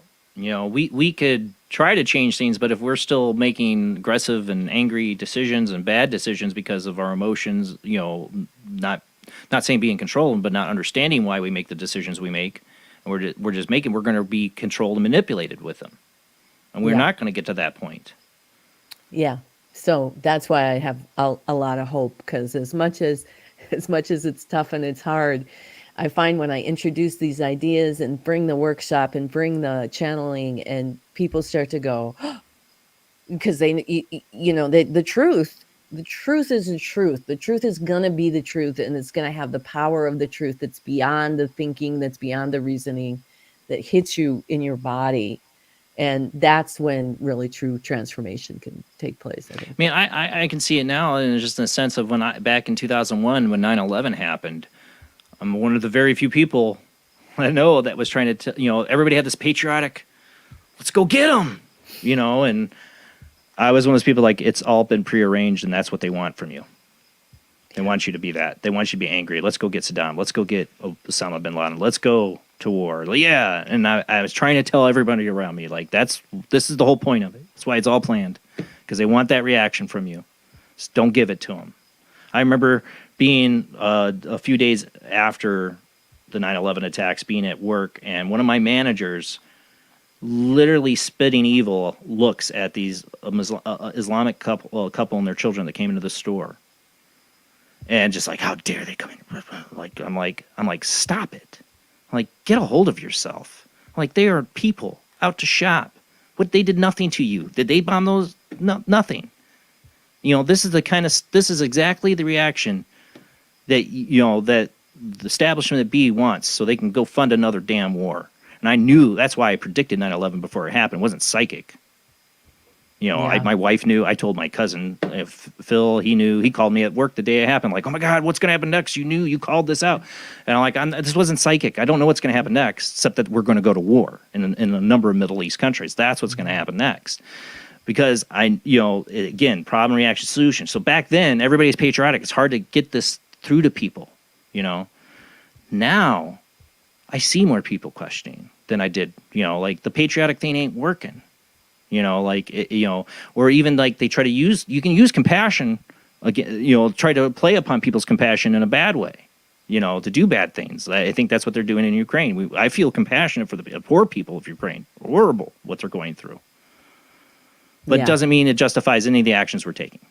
Yeah, absolutely. And, going back to 9/11, in 2002, in February, I was visited by the spirit of J. Clifford Baxter, who had been the CEO of Enron. And I don't know if you remember, but Enron went down about a month after 9/11, right? And I had been following Enron, and he said in this interview that there were these papers that were going to emerge that were going to show what happened with 9/11. And so ever after, every time like Jeff Skilling came up for trial, I was watching for the papers. But right before I published my autobiography in 2008, I have that interview in a Party of 12 post 9/11. I looked again, and I found this blogger named Madsen. And this is 2008, so it's not like these days. And he had published this blog post where a guy named Leonard Wallace had come forward to him with papers that Baxter had given to him, showing the paper trail of the money on December 10th coming out of Citibank. And so, like you said, this was not just some accidental. And yet when you see those films again, I've been watching them again from 9/11 anniversary, of the whole world being sucked into this. So this is our time now to take control of ourselves. And that is the only way they will not get to us. It's the only way that we can actually is here. Manifest them out of the picture. Yeah. And change the evolution of consciousness. Like I said, I see more people awake now than I did back then. Because back then it was hard. It was hard because people wanted to be angry. We were angry. And we were fearful. I mean, it's how we got stupid things like the Patriot Act through, is preying upon our fears. It's how we got the biological weapons program funded through the NIH, because they played upon the fears of a terrorist attack on us. They actually faked and sent anthrax to the two opposing senators to the Patriot Act and that whole program for biological weapons research. That's how far these people would go. They prey upon fear. Yeah. And if we, I'm again Star Wars fan. Like fear leads to anger, anger leads to hate. Hate is the dark side. Like if we cannot give in to our fear, they can't control us. We can't be a slave to them. Not let that fear marry itself to those thoughts that have to do with projection. But embrace it, move it, breathe it, get it going. It's an energy. And the way Einstein describes emotion, like that why we have to feel the whole gamut of emotion, otherwise it gets obsessed and it becomes a part of the conflict that gets projected, is because this now I lost my thought, but anyway, let's just look at your personal relationships. I always say this to people in personal relationships. Me and my wife I think the reason we have a 20-year marriage is we'll nitpick or sometimes get frustrated with each other, but in the end, we always end up talking about what that is. We always end up being honest with each other about what problems have. Maybe not everything we end up talking about. Maybe. We're not perfect, But in the end, the reason I think we've had a long, stable relationship is I think a lot of couples and people and friendships fall apart when you don't address the emotion. It comes out in a different way. You'll do an action that you would never done because you have this unaddressed problem or issue you never addressed or never spoke up, and you just try to conceal the emotion because you care about your loved ones, But if you're not honest and talk about why, and deal with that emotion, it's going to come out in other ways that are going to be negative. Absolutely. And it's going to manifest in like what we're seeing now.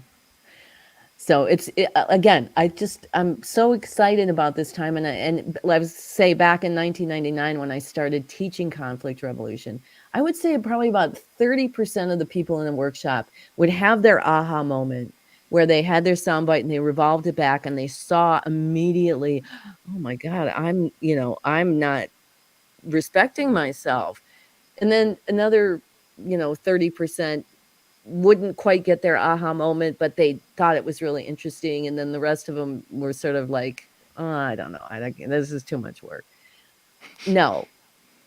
In 2022 to 23, 100% of the people who come and actually sit down and consider this and take this in and learn the process have an aha moment about, even if they don't like it. I did this workshop with about 25 Israelis. This woman came to me from just several months ago and said, I saw your thing for world peace, nonviolent action.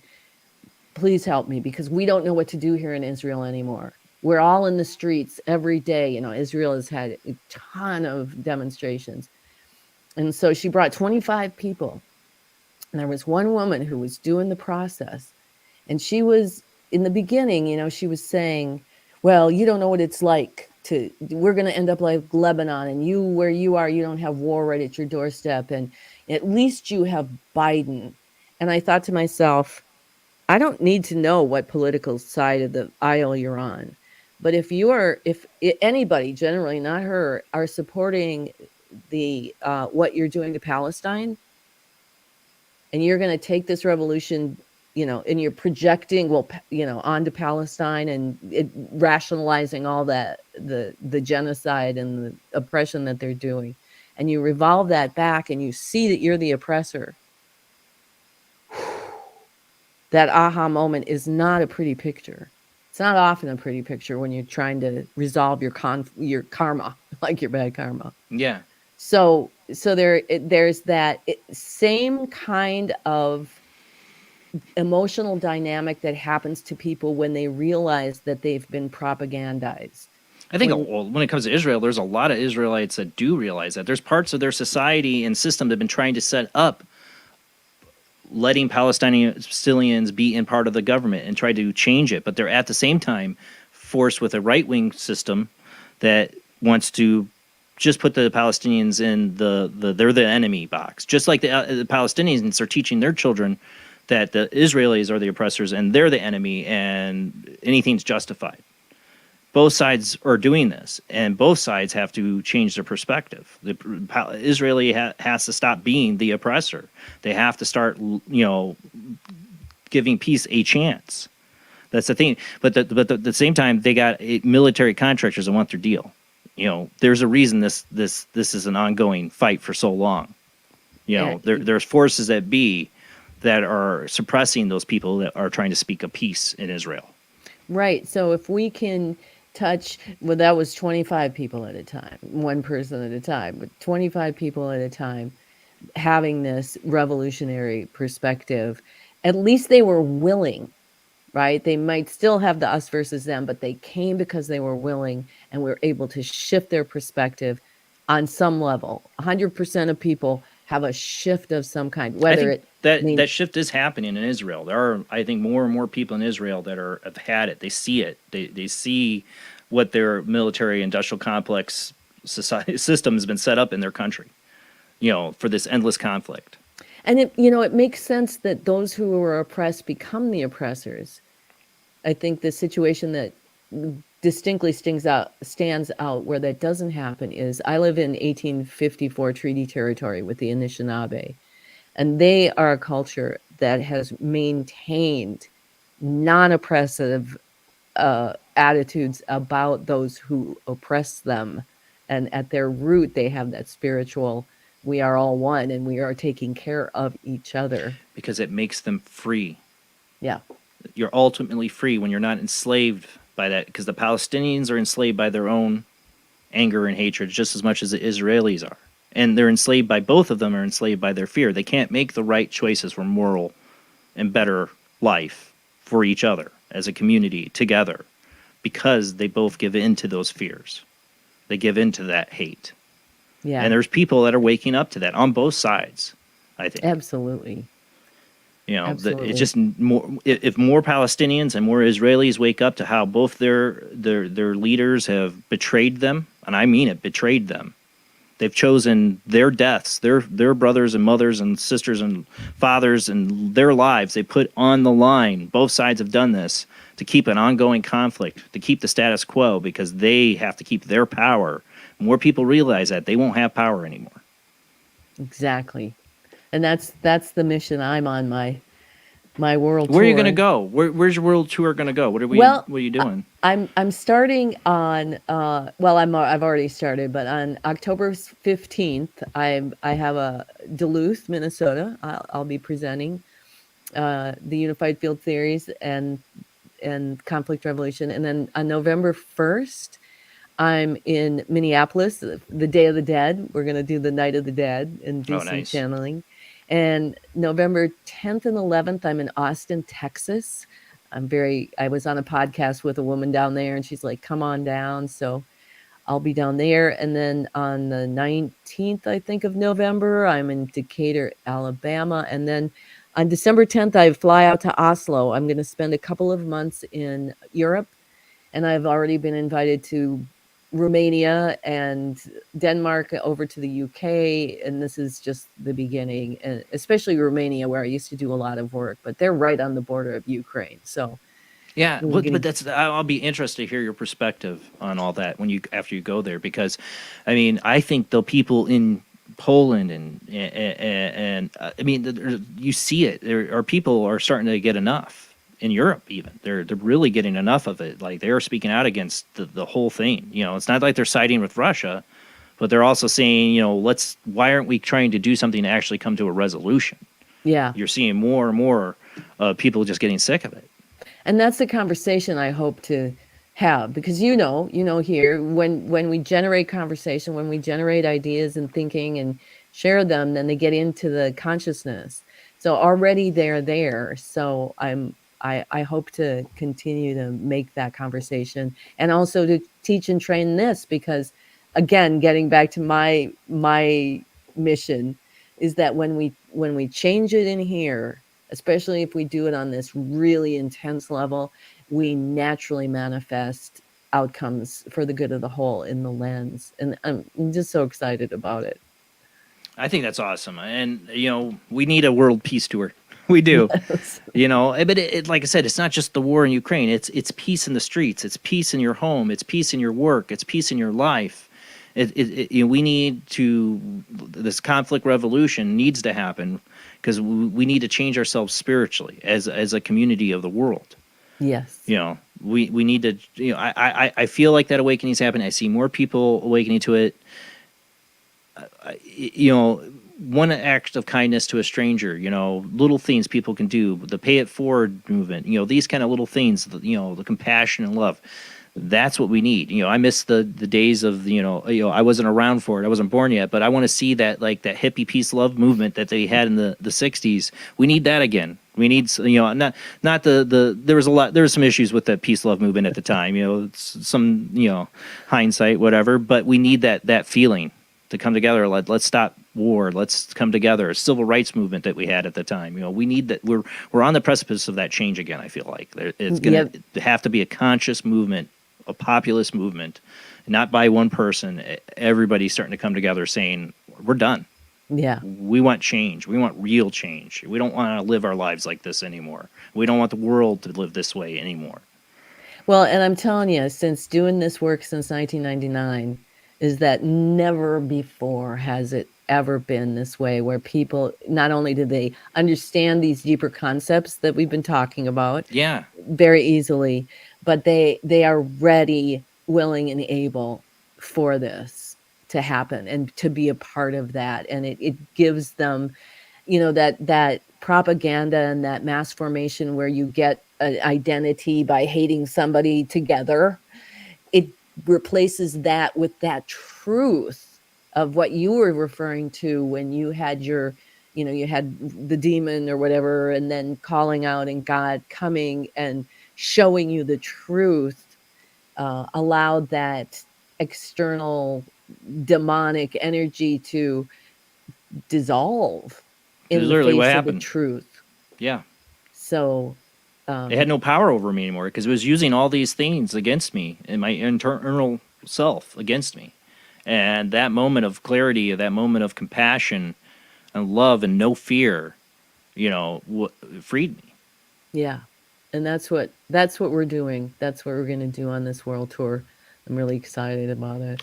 Well, I'm awesome. Your website is barbarawith.com, correct? Yes. And then conflictrevolution.org is your other website, correct? Yes, and synergyalliance.llc is the big new one. Get the books. Yeah. All your books published there.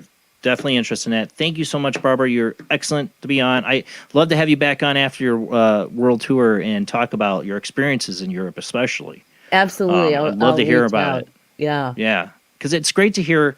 One of the reasons I love doing this show, I didn't get any callers tonight, people, but I love hearing from people. I love talking to people like you and the callers in the chat room, because there's so much more to the human experience, and you can only experience your personal life and all that, but to reach out and hear other people's experiences and their opinions and their feelings gives you so much a wider perspective and a bigger picture of the whole that we are all a part of. And I'd love to hear what you experience in Europe with the people that are living there. Yeah, let's do it. All right, Barbara, thank you so much. That's it for the show, guys. Thank you both. We'll be back next Sunday, same bad time, same bad channel, with a guest, Robert Treat. He is the author of Gray Skies. He's a serial alien abductee, and he's gone through a lot of experiences he's going to share with us next Sunday, 10 p.m. to 1 a.m. Central, 11 p.m. to 2 a.m. Eastern, 8 p.m. to 11 p.m. Pacific time. Don't forget to check us out on Facebook, YouTube, and Twitch. Don't forget to follow and subscribe, and keep sharing with your friends. Tell them this is where the paranormal happens live every Sunday night. And thank you to all of our Patreon supporters out there. You can go to Patreon, look up Jason Bland Paranormal Soup, and donate $2 a month, $5 a month, $10 a month, whatever you're able to afford. Does help pay the bills for this show. And thank you to the Patreons I do have out there. Super Chat on YouTube, too, does help. You can always donate there. Thanks to everyone. Have a great night. See you next Sunday.